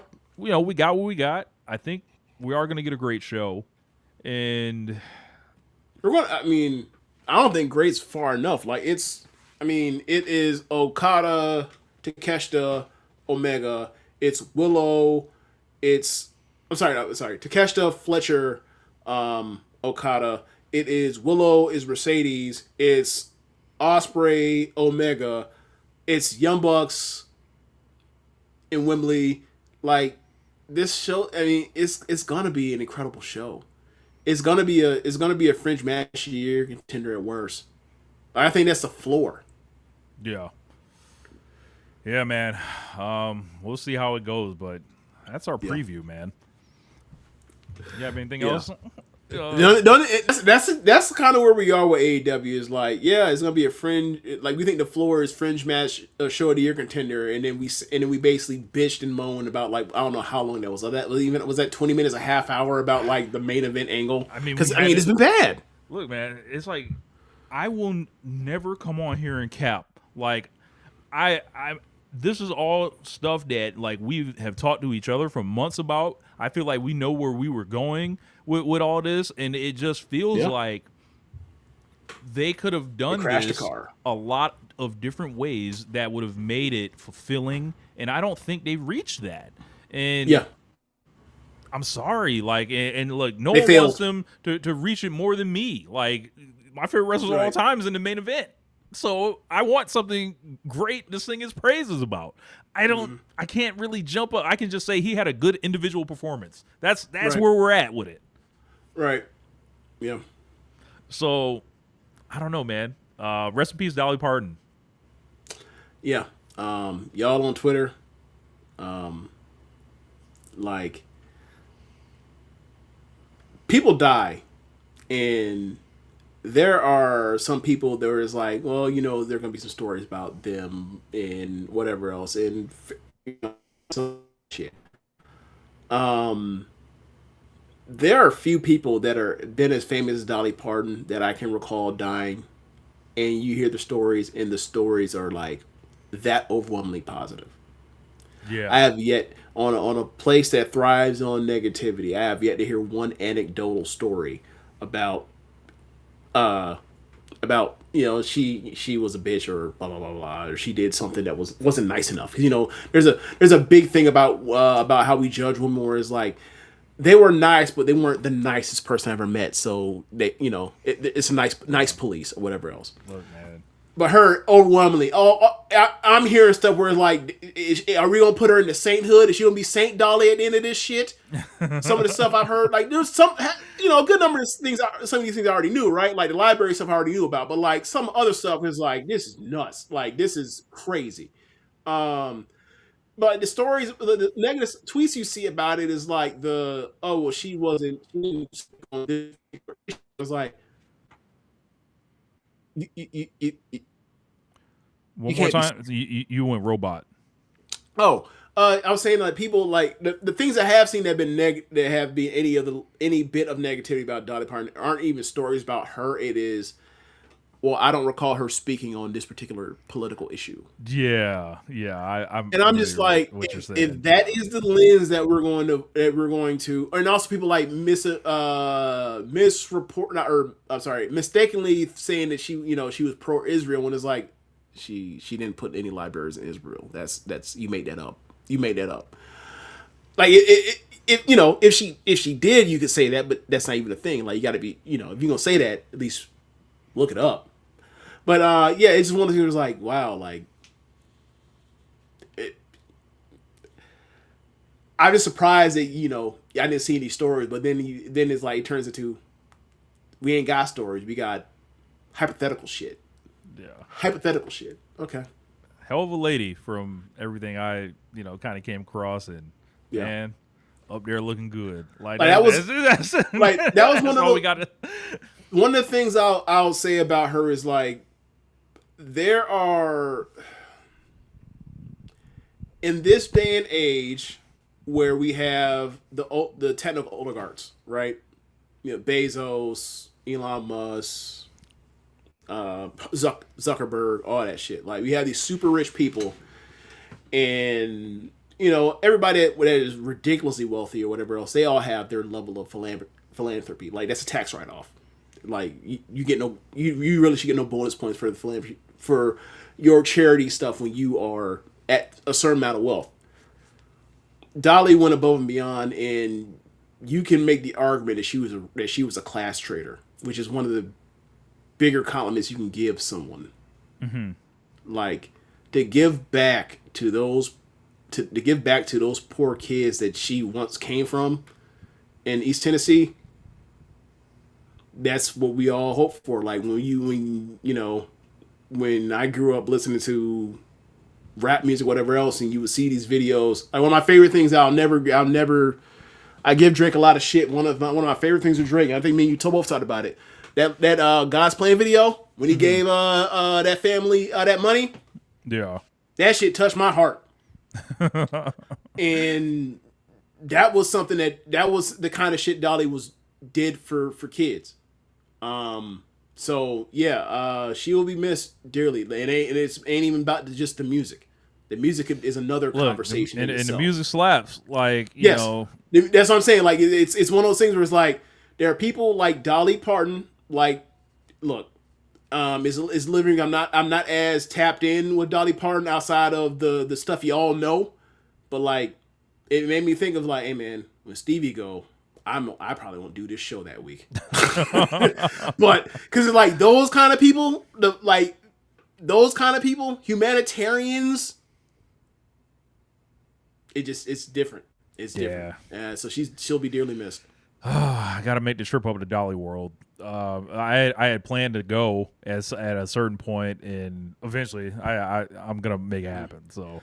Did you see I don't know if you maybe timeline's different. I saw a tweet about Dolly and she's been saying that she was going to Dolly World with her, or some person was going to Dolly World with their mother, and her mother the whole trip was like, I can't wait to see Dolly at Dolly World, and this person was like, you think Dolly gonna be at her own fucking theme park? You think she got time for this shit? She ain't gonna be at her own shit. You kidding me? And then she said she showed up there. They showed up to Dolly Park, and then she drove by and said, "Hey y'all," or some shit like that. And she said, ever since then, for 30 years, her mom talks about how she was that person was wrong as fucking dollars that she had her own theme park. That tickled me. So that's funny. Man, this is great stories to hear. Great stories to hear, and she'll be missed. Yep. So I think that's it. Yeah. All right, y'all. Thanks for listening. If you are watching from the stream, be sure to go to the show notes for the red circle link when the show is up in the show notes. And be sure to listen to other shows on the network. Besides One Radio, you have Keeping It Strong Style, All Things Elite, Imps Adventures, Wrestling, Art with Chris Things, Tunnel Talk, the Trish and Sarah Wrestling Podcast, AEW Match Guide, and Joe Shing Around, which will have a way better breakdown of the 5-star Grand Prix than we did. So thanks for listening, y'all. Later. Peace. All right, y'all. We are wrapping it up. Appreciate y'all hanging out this evening. Myron saying, "Hey James, it's Ashton Daniels season." I don't know what that means. I don't know who that is either. Guess I have the internet. Yeah, Google it. Google it for your boy. I better not be looking at. Oh, okay. Ashton Daniels is American. Hold on. What are you about to say? Look, I better not be typing some shit into my search history. Be like, who is Ashton Daniels? And then so quarterback for Florida State Seminoles. Oh, that's right. Yeah. Yeah, man. With the Buford. Oh, you did? Yeah. Okay, cool. I don't know if I think he's a transfer. Yeah. Look, from man. Stanford. Yeah. So, what I'll say is this.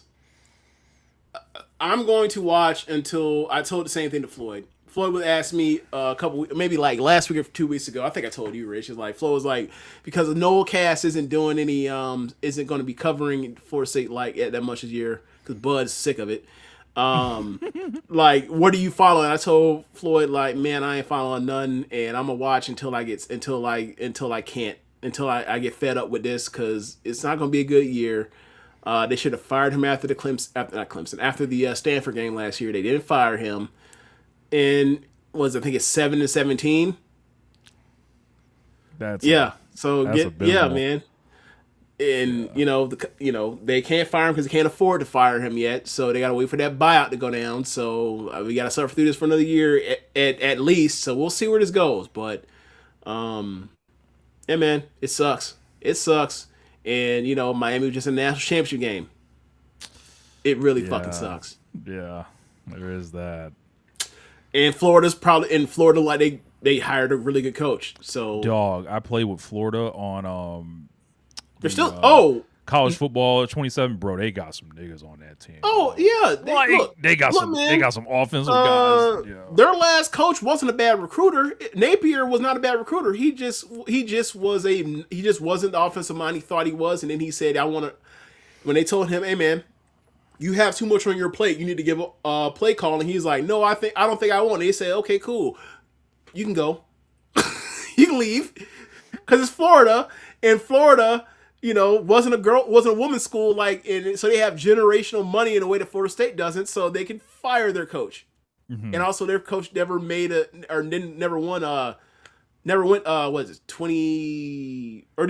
22 games in 2 seasons. So he never got an extension for 10 years or $10 million a year like Norville did. So they get easier to fire. So, we stuck. We stuck with this.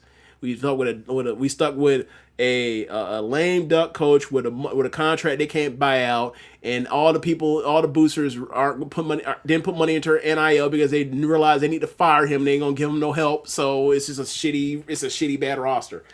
And outside of the two twins, the Sear twins or whatever else, and we'll see if they'll stay around next year after that. But we're fucked. They had 2 guys NFL guys that were freshmen that played last year, and they paid them to stay. And I'm thinking all right, well, you might pay them to stay this year. I don't think they want to be on a bad team 2 years or for the rest of their careers if it still stinks. So whatever. Myron said, "Come be a Virginia fan, James." What? Virginia? Well, I would say that's absurd, but yeah, Virginia beat Florida State last year, so maybe that's not the worst thing in the world. That was an embarrassing fucking loss. They lost. They scored I forgot how many points. It scored damn near 50 points, or damn near 40 points, and still lost. Anyway, yeah, man. Whatever. We gotta wrap it up, y'all. Whatever. Yeah. Peace, y'all.